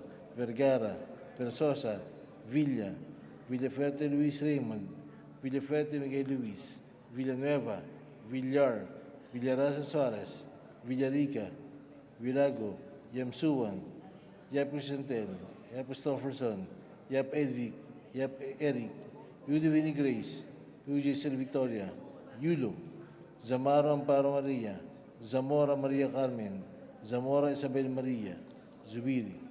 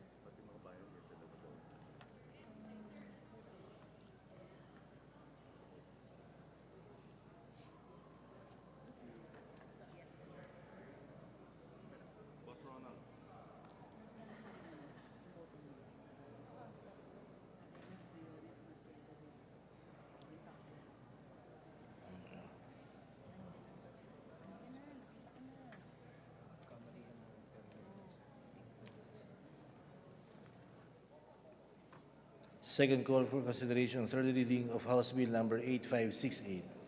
Abante, Acop, Albano, Alonte, Alvarez Mercedes, Alvarez Pantaleon, Amatong, Aquino, Arenas, Barbers, Barzaga, Bascug, Bautista, Benitez, Biron, Bondok, Bustos, Calderon, Campos, Cari, Castro Jean, Chan, Chua, Chongalaw, Ko Angelica Natasha, Ko Elizalde, Ko Wangko Jaime, Ko Wangko Mark, Dayang Hirang, Daza, De Jesus, De Venecia, Defensor, Dimaporo Muhammad Khalid, Dimaporo Siti Amina, Duavit, Duterte, Di Faustino Ino, Di Faustino Michael Cardos, D. Ian Paul, Ecleo, Emano, Enverga, Espares, Fariñas, Fernandez, Ferrer Antonio, Ferrer Juliet Marie, Fuentebella, Garcia Albert, Garcia Pablo John, Garin, Goed Christopher, Gomez, Gonzales Aurelio, Gonzales Sandro, Hagidorn, Hataman, Herrera, Javier, Po Wilton, Lacson, Lacson Noel, Lagman, Lara, Lee, Libanan, Lim Kay Chong, Loyola, Maceda, Magsino, Malapitan, Mariano Hernandez, Marquez, Martinez, Mastura, Miguel, Momo, Nava, Noel, Olivares, Padiernos, Paglas, Pimentel, Plaza, Primicias Agabas, Kimbo, Recto, Robes, Roman, Romero, Martin, Romualdo, Sagarbaria, Sakaluran, Salceda, Santos, Saulog, Solon, Swansing Horacio, Swansing Micaela Angela, Suarez, Tan Samir, Tan Stephen James, Tan Tambut, Tanchay, Chanco, Tupas, T, Unabia, Valeriano, Versosa, Villa, Villafete Luis Raymond, Villafete Miguel Luis, Villar, Villarasa Suarez, Vilago, Yamsuan, Yap Crisantel, Yap Eric, Zamora Amparo Maria, Zamora Maria Carmen, Zubiri.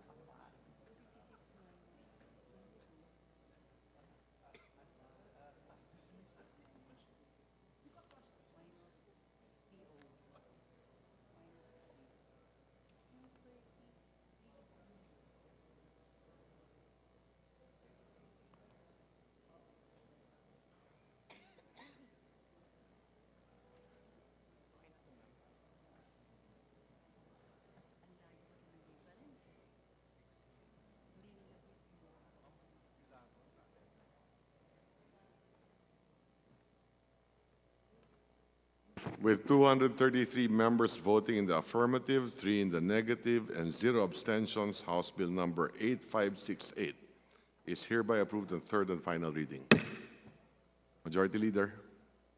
Mr. Speaker, before we proceed, I'd like to acknowledge the guest of Honorable Jerden Jesus Romualdo of the Lone District of Camiguin. They are the officials and staff of the Department of Education, Division of Camiguin. Ms. Loida Rontal, Lisel Oclarit, Maria Victoria Sacote, Nelson G. Abelo, Basil T. Sabakahan, Delia D. Acle, Maricar Marites Ann Reyes, Irene G. Villamor, Carlito Sagoksok, Lobina Carrasco, John Ryan T. Nob, Irish May Nob, Irman Stan Lofranco. So I move, Mr. Speaker. The officials and staff of the Department of Education, Division of Camiguin, guests of Ordin Jesus Romualdo, welcome to the House of Representatives.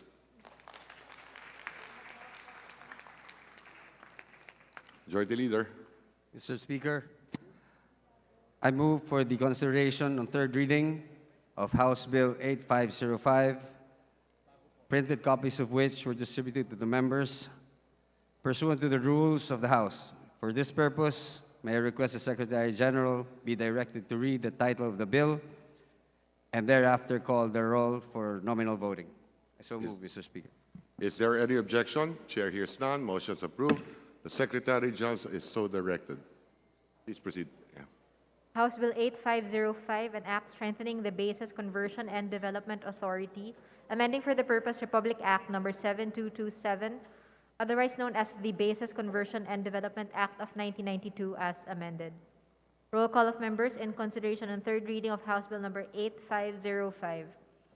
Abalos, Abante, Abunda, Acharon, Asidre, Acop, Adyong, Advincula, Agarao, Alba, Albano, Almario, Almonte, Alonte, Alvarez Jose, Alvarez Mercedes, Alvarez Pantaleon, Amante, Amatong, Ang, Angara, Aquino, Aquino Magsaysay, Arbison, Arenas, Arrogancia, Asistro, Ataide, Aumentado, Balindong, Barba, Barbers, Baronda, Barzaga, Bascug, Bautista, Bautista Lim, Benitez, Bernos, Billones, Biron, Bolilia, Bondoc, Bongalon, Bordado,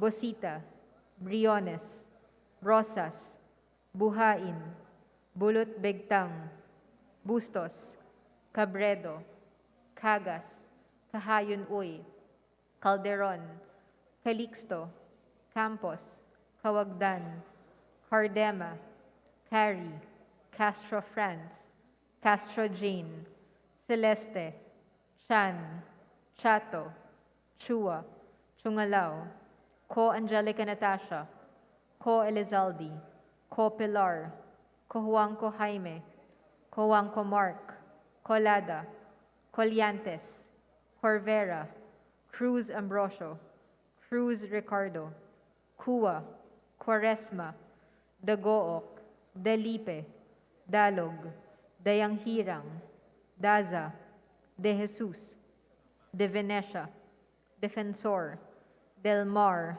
De Los Santos, Dimaporo Mohammed Khalid, Dimaporo City Amina, Dionisio, Domingo, Duavit, Duhali, Duterte, D. Faustino Ino, D. Faustino Michael Carlos, D. Ian Paul, Ecleo, Emano, Enverga, Escudero, Espares, Espina, Estrella, Udela, Farinas, Fernandez, Ferrer Antonio, Ferrer Juliet Marie, Flores, Fortes, Frasco, Fresnedi, Fuentebella, Galeos, Garcia Albert, Garcia Dante, Garcia Jose Arturo, Garcia Maria Angela, Garcia Pablo John, Garcia Vincent, Guardiola, Garin, Gasataya, Gato, Go Ed Christopher,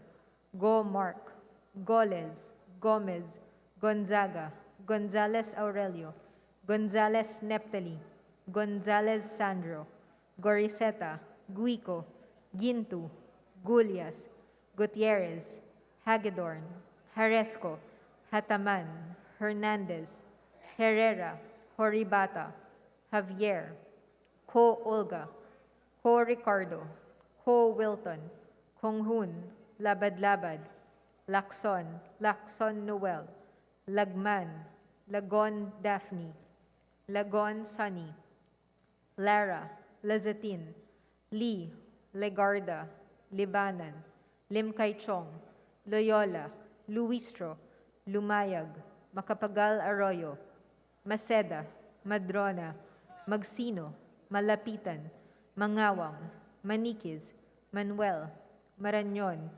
Marcoleta, Marcos, Mariano Hernandez, Marino, Marquez, Martinez, Mastura, Matibag, Matugas, Mendoza, Mercado, Mercado Revilla, Miguel, Momo, Morden, Nava, Nisay, Noel, Nograles Juan Fidel Felipe, Nograles Margarita, Nolasco, Oaminal, Olaso, Olivares, Ongchuan, Ordanes, Ortega, Owano Dizon, Padiernos, Paduano, Paglas, Palma, Panaligan, Pancho, Panotes, Pascual, Peña, Pimentel, Plaza, Plato, Primicias Agabas, Pumaren, Puno, Himbo, Rama, Recto, Regencia, Remulia,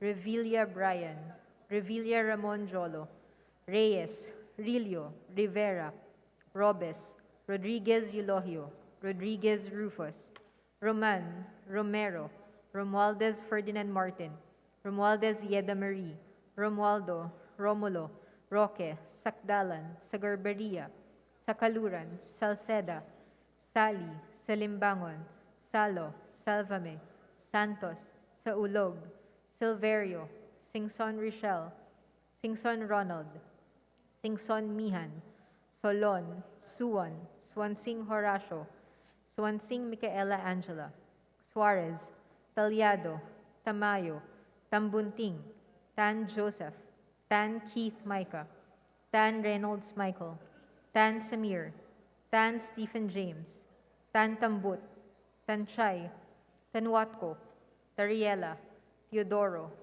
Teves, Tiangco, Tieng, Tolentino, Tulfo Irwin, Tulfo Jocelyn, Tulfo Ralph Wendell, Tupas, Tutor, P.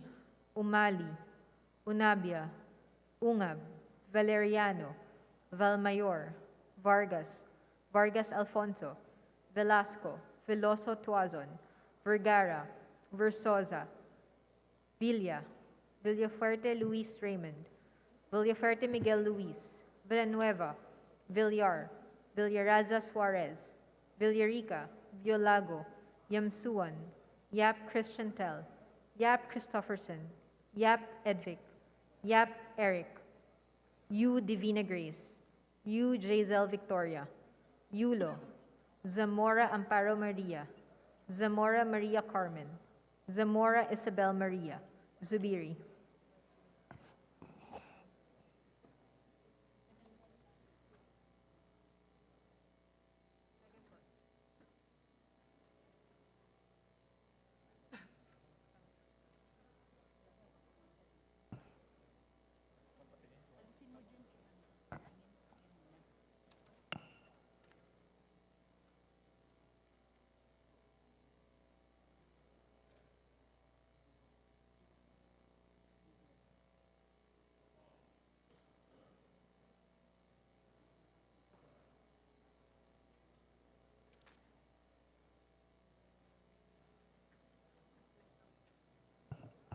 Second call of members for House Bill number 8505.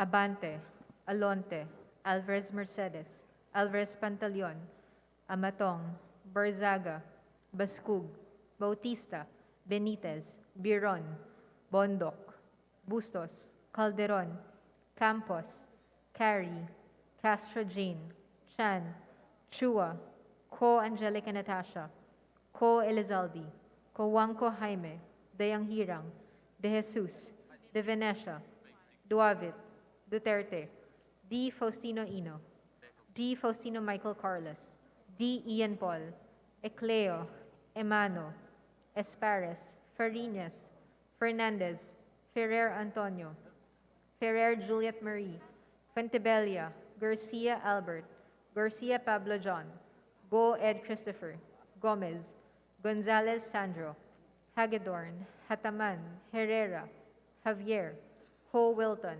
Lacson, Lacson Noel, Lagman, Lara, Lee, Libanan, Loyola, Magsino, Malapitan, Mariano Hernandez, Marquez, Martinez, Mastura, Miguel, Nava, Noel, Padiernos, Pimentel, Plaza, Roman, Romero, Sagarbaria, Sakaluran, Salceda, Santos, Saulog, Solon, Swansing Horacio, Swansing Micaela Angela, Suarez, Tan Samir, Tan Stephen James, Tan Tambut, Tanchay,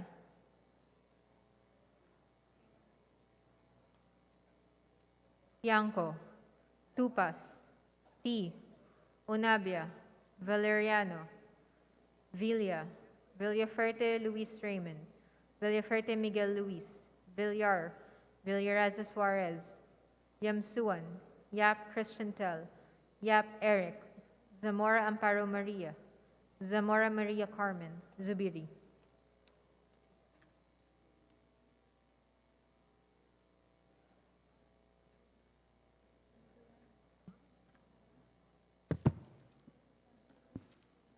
With 231 members voting in the affirmative, 3 in the negative, and 0 abstentions, House Bill 8505 is hereby approved on third and final reading.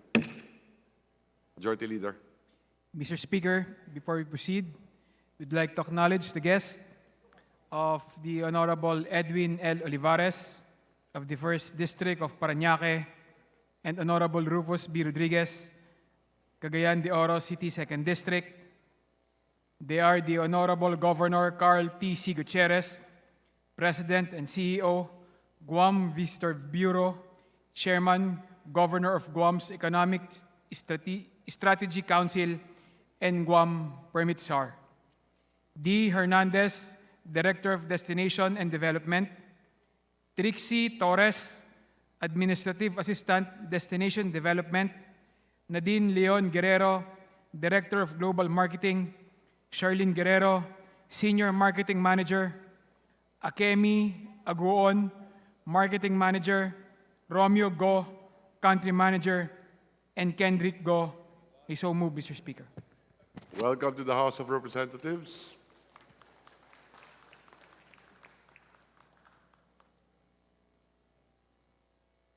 Majority Leader. Mr. Speaker, I move for the consideration and third reading of House Bill number 8503. For this purpose, may I request that the Secretary General be directed to read the title of the bill and thereafter to call the roll for nominal voting. Is there any objection? Chair hears none. Motion is approved. The Secretary General is so directed. Please proceed. House Bill 8503, an act declaring the month of June of every year as the Marine Turtle Conservation and Protection Month. Roll call of members in consideration of third reading of House Bill 8503. Abalos, Abante, Abunda, Acharon, Asidre, Acop, Adjong, Advincula, Agaraw, Alba, Albano, Almario, Almonte, Alonte, Alvarez Jose, Alvarez Mercedes, Alvarez Pantaleon, Amante, Amatong, Angara, Aquino, Aquino Magsaysay, Arbison, Arenas, Arrogancia, Asisio, Atayde, Aumentado, Balindong, Barba, Barbers, Baronda, Barzaga, Pascug, Bautista, Bautista Lim, Benitez, Bernos, Billones, Biron, Bolilla, Bondok, Bugalon, Bordado, Bosita, Briones, Brosas, Buhain, Bulot Begtang, Bustos, Cabredo, Cagas, Kahayon Uy, Calderon, Calixto, Campos, Kawagdan, Cardema, Cari, Castro France, Castro Jean, Celeste, Chan, Chato, Chua, Chongalao, Ko Angelica Natasha, Ko Elizalde, Ko Pilar, Ko Wangko Jaime, Ko Wangko Mark, Colada, Collantes, Corvera, Cruz Ambrosio, Cruz Ricardo, Cuba, Cuaresma, Tagook, Dalipe, Dalog, Dayanghirang, Daza, De Jesus, De Venecia, Defensor, Del Mar, De Los Santos, Dimaporo Muhammad Kalin, Dimaporo City Amina, Dionisio, Domingo, Duavit, Duhali, Duterte, Di Faustino Ino, Di Faustino Michael Carlos, Di Ian Paul, Ecleo, Emano, Enverga, Escudero, Espares, Espina, Estrella, Yudela, Fariñas, Fernandez, Ferrer Antonio, Ferrer Juliet Marie, Flores, Fortes, Frasco, Fresnedi, Fuentebella, Galeos, Garcia Albert, Garcia Dante, Garcia Jose Arturo, Garcia Maria Angela, Garcia Pablo John, Garcia Vincent, Garjola, Garin, Gasataya, Gato, Go Ed Christopher, Go Mark, Goles, Gomez, Gonzaga, Gonzales Aurelio, Gonzales Neptali, Gonzales Sandro, Goriseta, Gico, Gintu, Gullias, Gutierrez, Hagidorn, Haresco, Hataman, Hernandez, Herrera, Horibata, Javier, Ko Olga, Ko Ricardo, Ko Wilton, Konghun, Labad-Labad, Lacson, Lacson Noel, Lagman, Lagon Daphne, Lagon Sani, Lara, Lasatin, Lee, Ligarda, Libanan, Limkaychong, Loyola, Luistro, Lumayag, Makapagal Arroyo, Maceda, Madrona, Magsino, Malapitan, Mangawang, Manikiz, Manuel, Maranyon, Marcoleta, Marcos, Mariano Hernandez, Marino, Marquez, Martinez, Mastura, Matibag, Matugas, Mendoza, Mercado, Mercado Revilla, Miguel, Momo, Morden, Nava, Nisay, Noel,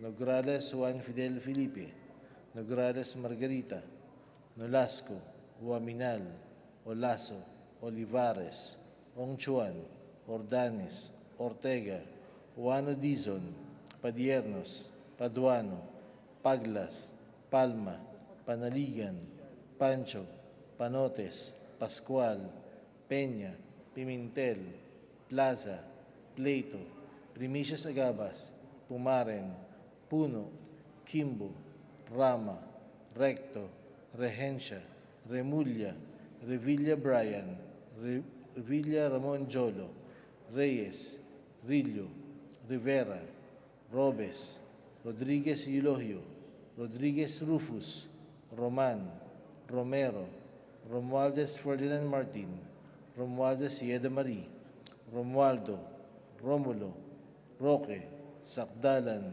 Sagarbaria, Sakaluran, Salceda, Sali, Salimbangon, Salo, Salvame, Santos, Saulog, Silverio, Singson Richel, Singson Ronald, Singson Mihan, Solon, Suwan, Swansing Horacio, Swansing Micaela Angela, Suarez, Talyado, Tamayo, Tambunting, Tan Joseph, Tan Keith Micah, Tan Reynolds Michael, Tan Samir, Tan Stephen James, Tan Tambut, Tan Chay, Tan Watco, Tariela, Chodoro, Teves, Chanco, Cheng, Tolentino, Tulfo Erwin, Tulfo Jocelyn, Tulfo Ralph Wendel, Tupas, Tutor, T, Umali, Unabia, Ungab, Valeriano, Valmayor, Vargas, Vargas Alfonso, Velasco, Veloso Tuazon, Vergara, Versosa, Villa, Villaferte Luis Raymond, Villaferte Miguel Luis, Villanueva, Villar, Villarasa Suarez, Villarica, Villago, Yamsuan, Yap Christiantel, Yap Christopherson, Yap Edvic, Yap Eric, U Divine Grace, U Jaisel Victoria, Yulo, Zamora Amparo Maria, Zamora Maria Carmen, Zamora Isabel Maria, Zubiri.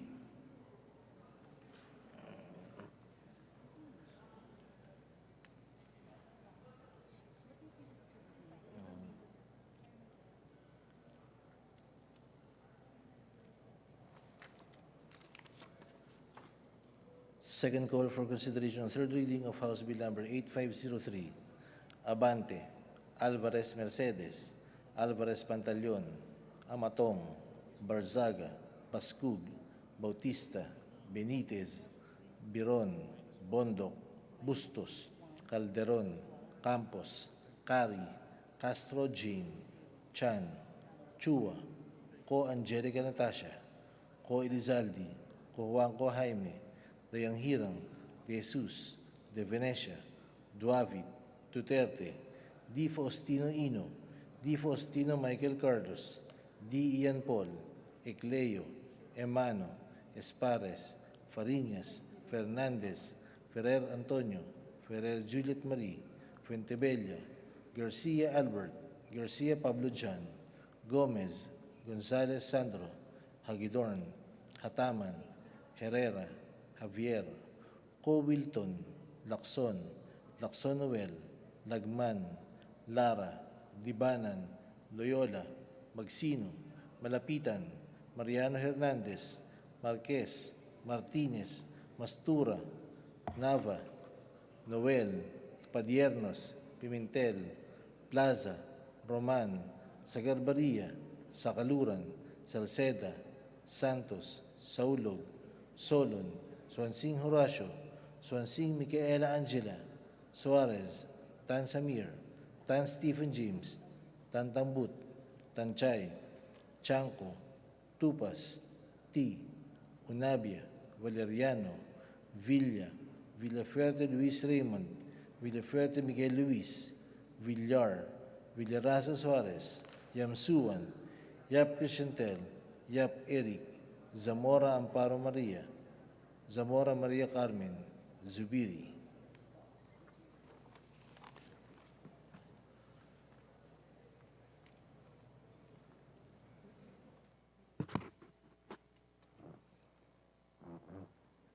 With 236 members voting in the affirmative, 0 in the negative, and 0 abstentions, House Bill number 8503 is hereby approved on third and final reading.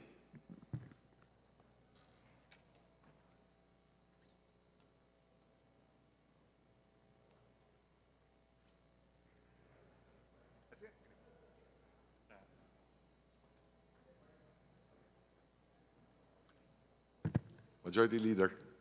Mr. Speaker, I move for the consideration on third reading of House Bill number 8497.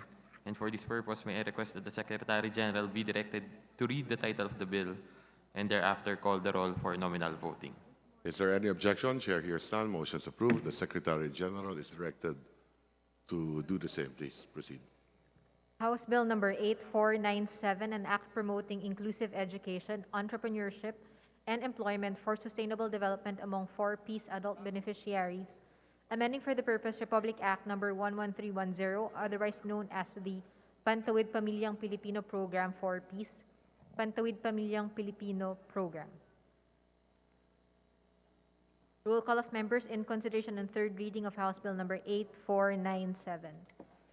Abalos, Abante, Abunda, Acharon, Asidre, Acop, Adyong, Advincula, Agarao, Alba, Albano, Almario, Almonte, Alonte, Alvarez Jose, Alvarez Mercedes, Alvarez Pantaleon, Amante, Amatong, Ang, Angara, Aquino, Aquino Magsaysay, Arbison, Arenas, Arrogancia, Asistio, Atayde, Aumentado, Balindong, Barba, Barbers, Baronda, Barzaga, Bascug, Bautista, Bautista Lim, Benitez, Bernos, Billones, Biron, Bolilia, Bondok, Bongalon, Bordado, Bosita, Briones, Brosas, Buhain, Bulot Begtang, Bustos, Cabredo, Cagas, Kahayon Uy, Calderon, Calixto, Campos, Cawagdan, Cardema, Cari, Castro Franz, Castro Jane, Celeste, Chan, Chato, Chua, Chungalao, Co Angelica Natasha, Co Elizalde, Co Pilar, Co Juanco Jaime, Co Juanco Mark, Colada, Coliantes, Corvera,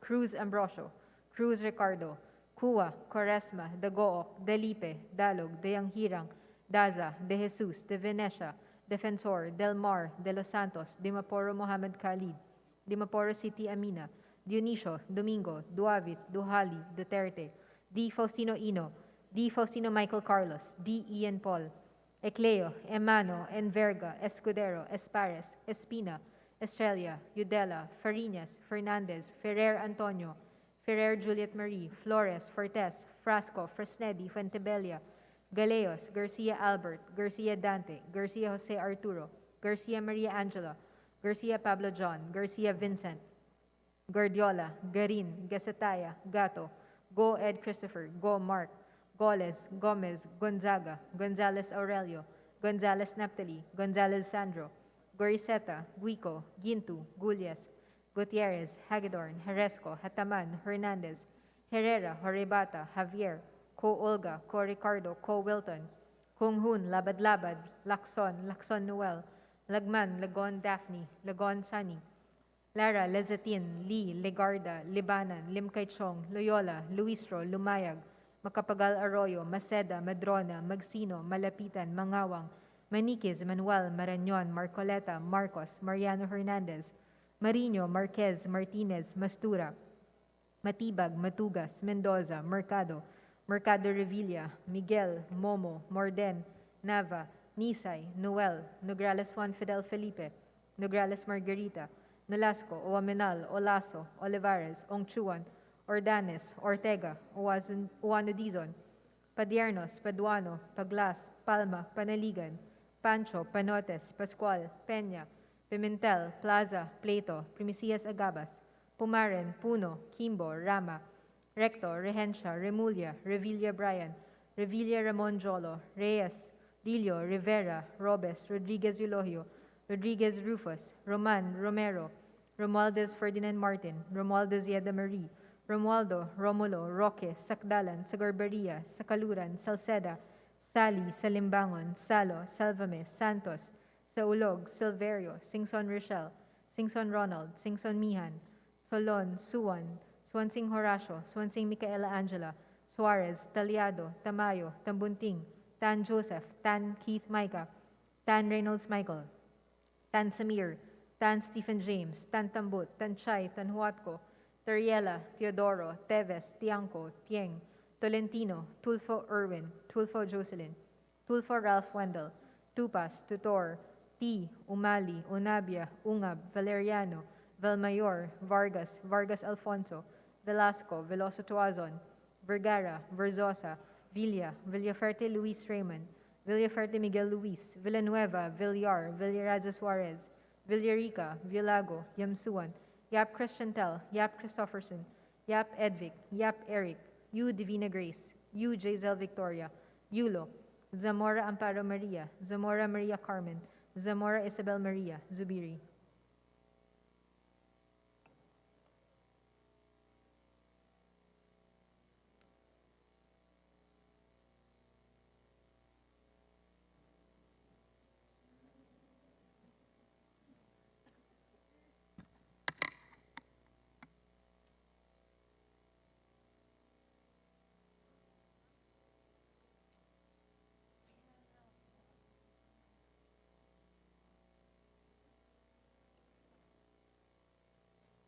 Second call in consideration and third reading of House Bill number 8497.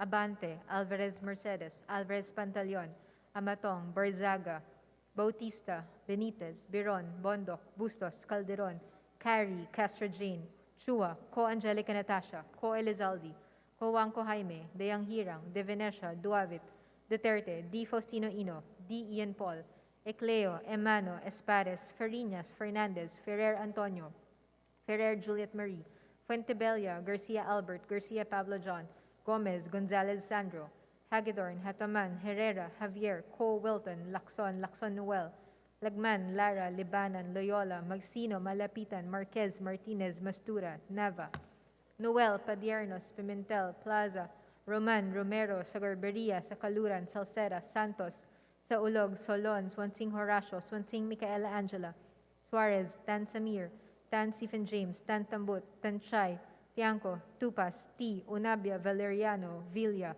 Villaferte Luis Raymond, Villaferte Miguel Luis, Villar, Villaraza Suarez, Yamsuan, Yap Christiantel, Yap Eric, Zamora Amparo Maria, Zamora Maria Carmen, Zubiri.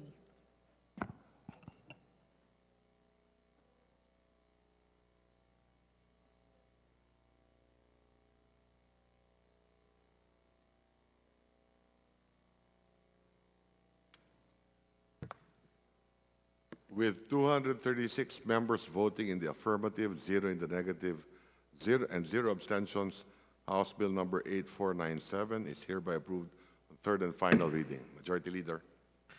Mr. Speaker, I move for the consideration and third reading of House Bill number 7447, and for this purpose, may I request that the Secretary General be directed to read the title of the bill and thereafter call the roll for nominal voting. Is there any objection? Chair hears none. Motion's approved. The Secretary General is directed to do the same. Please proceed.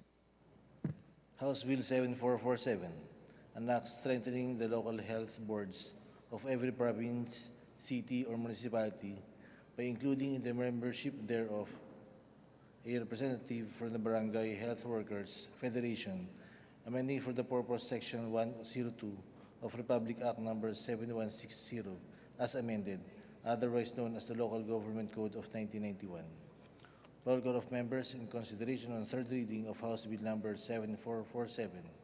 Abalos, Abante, Abunda, Acharon, Asidre, Acop, Adjong, Advincula, Agaraw, Alba, Albano, Almario, Almonte, Alonte, Alvarez Jose, Alvarez Mercedes, Alvarez Pantaleon, Amante, Amatong, Ang, Angara, Aquino, Aquino Magsaysay, Arbison, Arenas, Arrogancia, Asistio, Atayde, Omentado, Balindong, Barba, Barbers, Baronda, Barzaga, Bascug, Bautista, Bautista Lim, Benitez, Bernos, Billones, Biron, Borilla, Bondoc, Bungalon, Bordado, Bosita, Briones, Brosas, Buhain, Bulot Begtang, Bustos, Cabredo, Cagas, Kahayon Uy, Calderon, Calixto, Campos, Kawagdan, Cardema,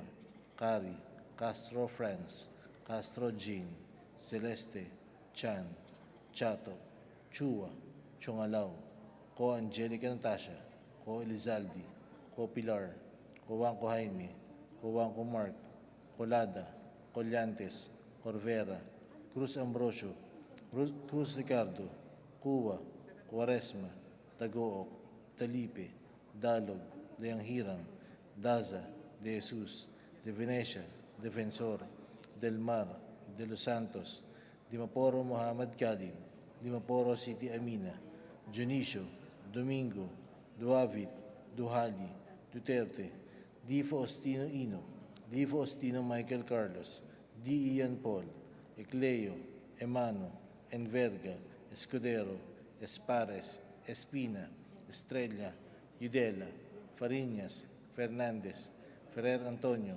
Ferrer Juliet Marie, Flores, Fortes, Frasco, Fresnedi, Fuentebella, Galeos, Garcia Albert, Garcia Dante, Garcia Jose Arturo, Garcia Maria Angela, Garcia Pablo Jan, Garcia Vincent, Garjola, Garin, Gasataya, Gato, Go Ed Christopher, Go Mark, Goles, Gomez, Gonzaga, Gonzales Aurelio, Gonzales Neptali, Gonzales Sandro, Coriseta, Gico, Gintu, Gullas, Gutierrez, Hagidorn, Haresco, Hataman, Hernandez, Herrera, Horibata, Javier, Ko Olga, Ko Ricardo, Ko Wilton, Kong Hun, Labad-Labad, Lacson, Lacson Noel, Lagman, Lagun Daphne, Lagun Sani, Lara, Lasatin, Lee, Ligarda, Dibanan, Limkaychong, Loyola,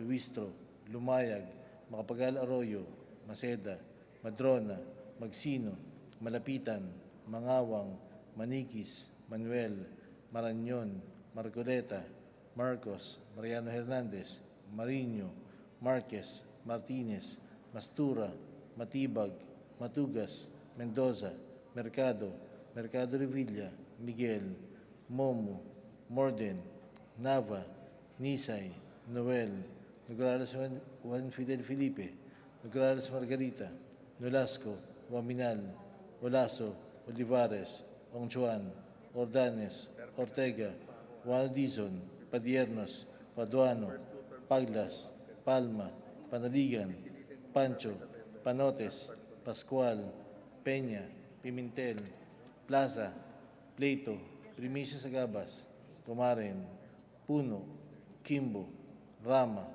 Recto, Regencia, Remulla, Revilla Brian, Revilla Ramonjolo, Reyes, Rillo, Rivera, Robes, Rodriguez Eulogio, Rodriguez Rufus, Roman, Romero, Romualdez Ferdinand Martin, Romualdez Edo Marie, Romualdo, Romulo, Roque, Sakdalan, Sagarbaria, Sakaluran, Salceda, Sali, Salimbangon, Salo, Salvame, Santos, Saulog, Silverio, Singson Richel, Singson Ronald, Singson Mihan, Solon, Suwan, Swansing Horacio, Swansing Micaela Angela, Suarez, Talyado, Tamayo, Tambunting, Tan Joseph, Tan Keith Micah, Tan Reynolds Michael, Tan Samir, Tan Stephen James, Tan Tambut, Tan Chay, Tan Watco, Tariela, Chodoro, Teves, Chanco, Cheng, Tolentino, Tulfo Erwin, Tulfo Jocelyn, Tulfo Ralph Wendel, Tupas, Tutor, T, Umali, Unabia, Ungab, Valeriano, Valmayor, Vargas, Vargas Alfonso, Velasco, Veloso Tuazon, Vergara, Versosa, Villa, Villaferte Luis Raymond, Villaferte Miguel Luis, Villanueva, Villar, Villarasa Suarez, Villarica, Villago, Yamsuan, Yap Crisantel, Yap Christopherson, Yap Edric, Yap Eric, Udivini Grace, UJ Sel Victoria, Yulo, Zamora Amparo Maria, Zamora Maria Carmen, Zamora Isabel Maria, Zubiri. Second call of members in consideration, third reading of House Bill 7447.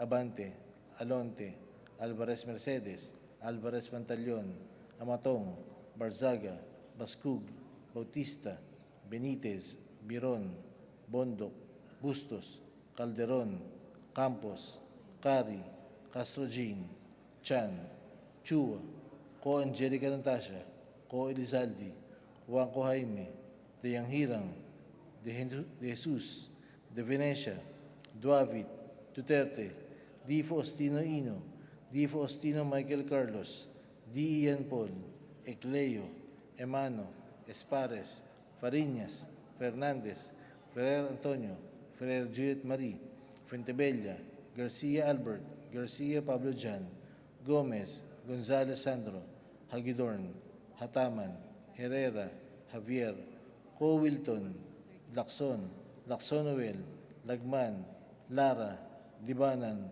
Loyola, Magsino, Malapitan, Mariano Hernandez, Marquez, Martinez, Mastura, Nava, Noel, Padiernos, Pimentel, Plaza, Roman, Romero, Sagarbaria, Sakaluran, Salceda, Santos, Saulog, Solon, Swansing Horacio, Swansing Micaela Angela, Suarez, Tan Samir, Tan Stephen James, Tan Tambut, Tanchay, Chanco, Tupas, T, Unabia, Valeriano, Villar, Villaferte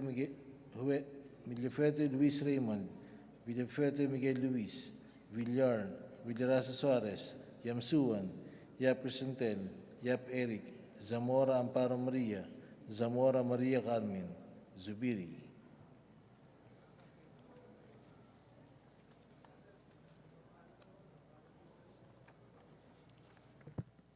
With 238 members voting in the affirmative, 0 in the negative, and 0 abstentions, House Bill number 7447 is hereby approved on third and final reading. Majority Leader. Mr. Speaker, I move for the consideration on third reading of House Bill number 8400, and for this purpose, may I request that the Secretary General be directed to read the title of the bill and thereafter call the roll for nominal voting.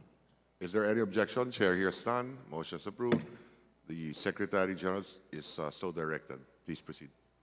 House Bill number 8400, an act institutionalizing and expanding the National Employment Recovery Strategy to a jobs creation plan and appropriating funds therefore.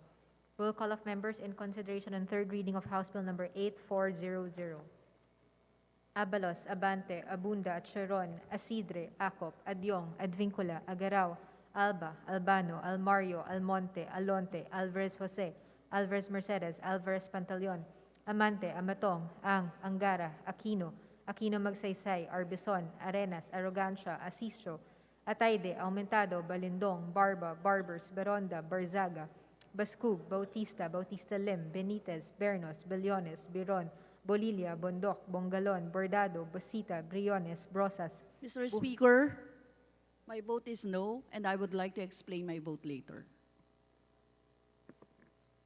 Please proceed. Buhain, Bulot Begtang, Bustos, Cabredo, Cagas, Kahayon Uy, Calderon, Calixto, Campos, Kawagdan, Cardema, Cari, Castro France, Castro Jane, Celeste, Chan, Chato, Chua, Chungalao, Co Angelica Natasha, Co Elizalde, Co Pilar, Coanco Jaime, Coanco Mark, Colada, Coliantes, Corvera, Cruz Ambrosio, Cruz Ricardo, Cua, Quaresma, Dagook, Dalipe, Dalog, Dayanghirang, Daza, De Jesus, De Venecia, Defensor, Del Mar, De Los Santos, Dimaporo Mohammed Khalid, Dimaporo City Amina, Dionisio, Domingo, Duavit, Dohali, Duterte, D. Faustino Ino, D. Faustino Michael Carlos, D. Ian Paul, Ecleo, Emano, Enverga, Escudero, Espares, Espina, Estrella, Udela, Fariñas, Fernandez, Ferrer Antonio, Ferrer Juliet Marie, Flores, Fortes, Frasco, Fresnedi, Fentebella, Galeos, Garcia Albert, Garcia Dante, Garcia Jose Arturo, Garcia Maria Angela, Garcia Pablo John, Garcia Vincent, Guardiola, Garin, Gasataya, Gato,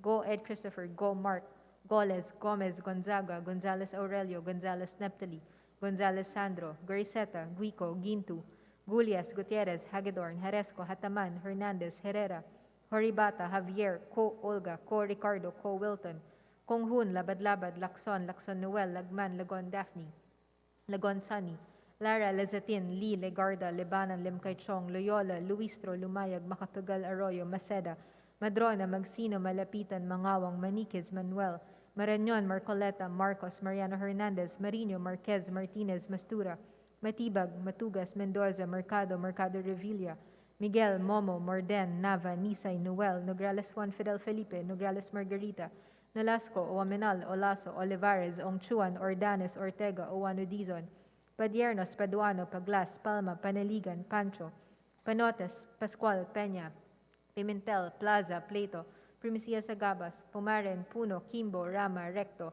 Regencia, Remulla, Revilla Bryan, Revilla Ramon Jolo, Reyes, Rilio, Rivera, Robes, Rodriguez Elohio, Rodriguez Rufus, Roman, Romero, Romualdez Ferdinand Martin, Romualdez Yeda Marie, Romualdo, Romulo, Roque, Sakdalan, Sagarberia, Sakaluran, Salceda, Sali, Salimbangon, Salo, Salvames, Santos, Saulog, Silverio, Singson Rochelle, Singson Ronald, Singson Mihan, Solon, Suwan, Swansing Horacio, Swansing Micaela Angela, Suarez, Taliado, Tamayo, Tambunting, Tan Joseph, Tan Keith Micah, Tan Reynolds Michael, Tan Samir, Tan Stephen James, Tan Tambut, Tan Chai, Tan Huatco, Tariela, Teodoro, Teves, Tiangco, Tieng, Tolentino, Tulfo Irwin, Tulfo Jocelyn, Tulfo Ralph Wendell, Tupas, Tutor, T. Umali, Unabia, Unga, Valeriano, Valmayor, Vargas, Vargas Alfonso, Velasco, Veloso Tuazon, Vergara, Verzosa, Villa, Villaferte Luis Raymond, Villaferte Miguel Luis, Villanueva, Villar, Villaraza Suarez, Villarica, Villago, Yamsuan,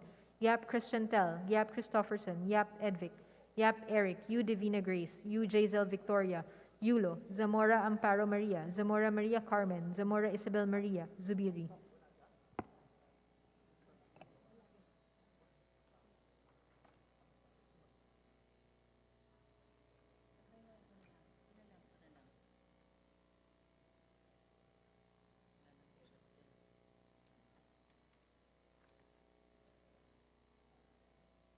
Second call in consideration and third reading of House Bill number 8400. Abante, Alonte, Alvarez Mercedes, Alvarez Pantaleon, Amatong, Barzaga, Bascug, Bautista, Benitez, Biron, Bondoc, Bustos, Calderon, Campos, Cari, Castro Jane, Chua, Co Angelica Natasha, Co Elizalde, Co Juanco Jaime, De Anghirang, De Jesus, De Venecia, Duavit, Duterte, D. Faustino Ino, D. Faustino Michael Carlos, D. Ian Paul, Ecleo, Emano, Espares, Farinas, Fernandez, Ferrer Antonio, Ferrer Juliet Marie, Fontebella, Garcia Albert, Garcia Pablo John, Gomez, Gonzalez Sandro, Hagedorn, Hataman, Herrera, Javier, Co Wilton, Lacson, Lacson Noel, Lagman, Lara, Libanan, Loyola, Magsino, Malapitan, Mariano Hernandez, Marquez, Martinez, Mastura, Nava, Noel, Padiernos, Pimentel, Plaza, Roman, Sagarberia, Sakaluran, Salceda, Santos, Saulog, Solon, Swansing Horacio, Swansing Micaela Angela, Suarez, Tan Samir, Tan Stephen James, Tan Tambut, Tan Chay, Tiangco, Tupas, T.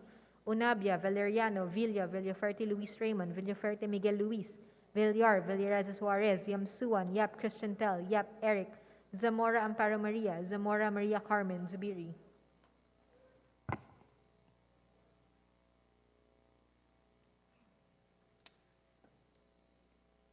With 235 members voting in the affirmative, 3 in the negative, and 0 abstentions, House Bill number 8400 is hereby approved on third and final reading. Majority Leader. Mr. Speaker, I move that we recognize the Honorable Arlene Brosas to explain her vote. The Honorable Brosas is recognized. Please proceed.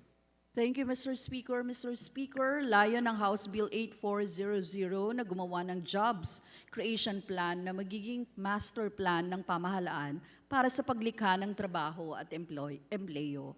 Batay sa mga probisyon nito, nananatiling investment-driven ang plano ng Marcos Jr. Administration imbes na gumawa ng paraan at magbuhos ng public funds para sa pagpapaunlad ng lokal na agrikultura at mga industriyang Pilipino.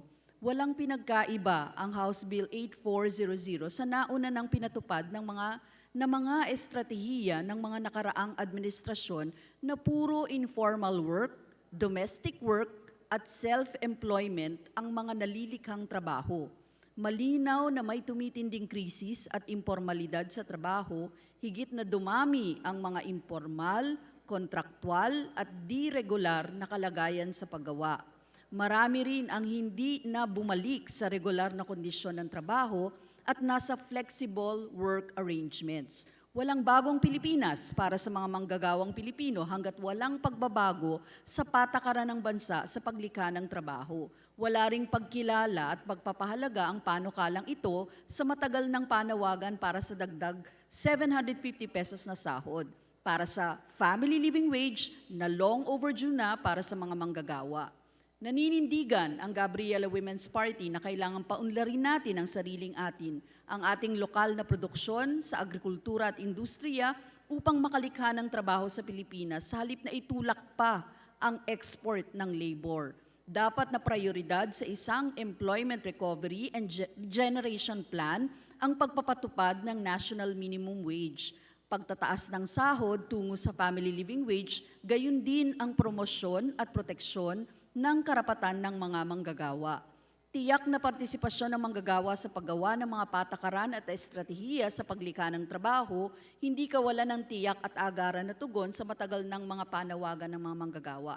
Dagdag sahod at trabaho sa pamamagitan ng tunay na reformang agraryo at pambansang industrialisasyon, hindi dagdag pantapal sa patong-patong na krisis sa paggawa at empleyo dulot ng mga neoliberal na patakaran na lubusang nagpabansot ng lokal na agrikultura at industriya.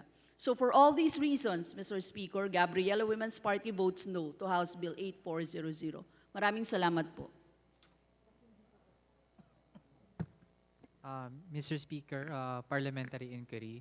I would like to ask how my vote was recorded for House Bill number 8568.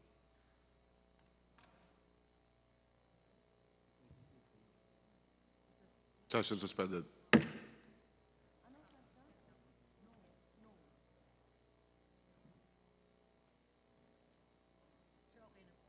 Session is resumed.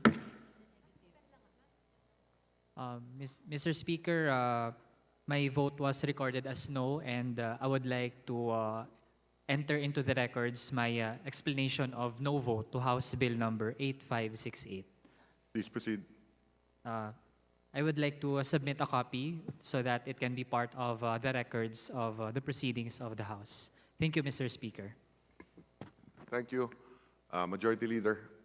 Mr. Speaker, I move that all bills approved on third reading be immediately transmitted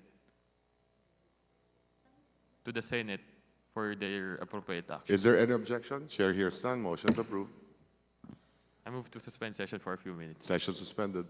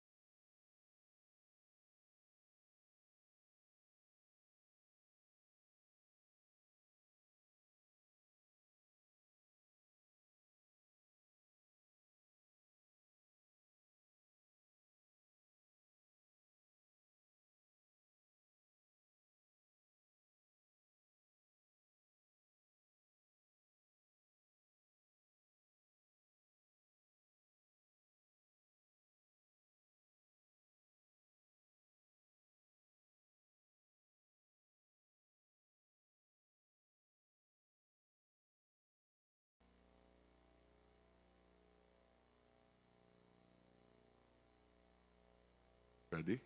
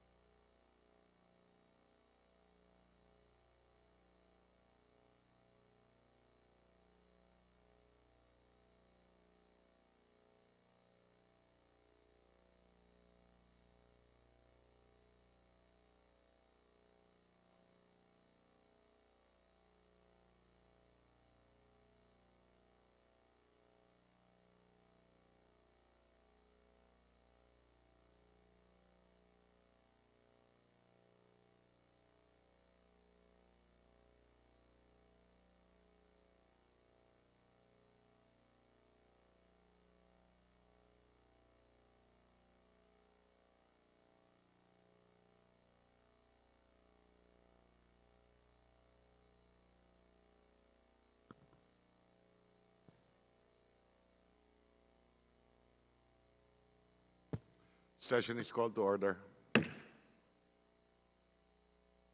Majority Leader. Mr. Speaker, I move that we proceed with the additional reference of business and the Secretary General be directed to read the title of the resolution. Is there For first any reading. objection? Chair hears none. Motion is approved. The Secretary General is instructed to read the resolution.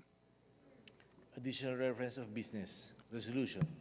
House Resolution Number 1212 entitled Resolution Certifying to the Existence of a Vacancy in the House of Representatives, particularly the representative for the 3rd Legislative District of the Province of Negros Oriental, and calling on the Commission on Elections to fill the vacancy through a special election. By Representatives Romualdez, Ferdinand Martin, Delipe, and Libanan. To the Committee on Rules. Mr. Speaker, I move for the consideration of House Resolution Number 1212 and that the Secretary General be directed to read the title of the said resolution. Is there any objection? Chair hears none. Motion is approved. The Secretary General is so directed. House Resolution Number 1212. Resolution certifying to the existence of a vacancy in the House of Representatives, particularly the representative for the 3rd Legislative District of the Province of Negros Oriental, and calling on the Commission on Elections to fill the vacancy through a special election. Mr. Speaker, I move for the adoption of House Resolution Number 1212. So move, Mr. Speaker. Is there any objection? Chair hears none. Motion is approved. Those in favor of House Resolution 1212, please say aye. Aye. Those against, please say nay. The ayes have it. House Resolution 1212 is adopted. Majority Leader. Mr. Speaker, there being no other matters for discussion, I move that we adjourn session until tomorrow, August 23 at 3 p.m. Session is adjourned until August 23, 3 p.m.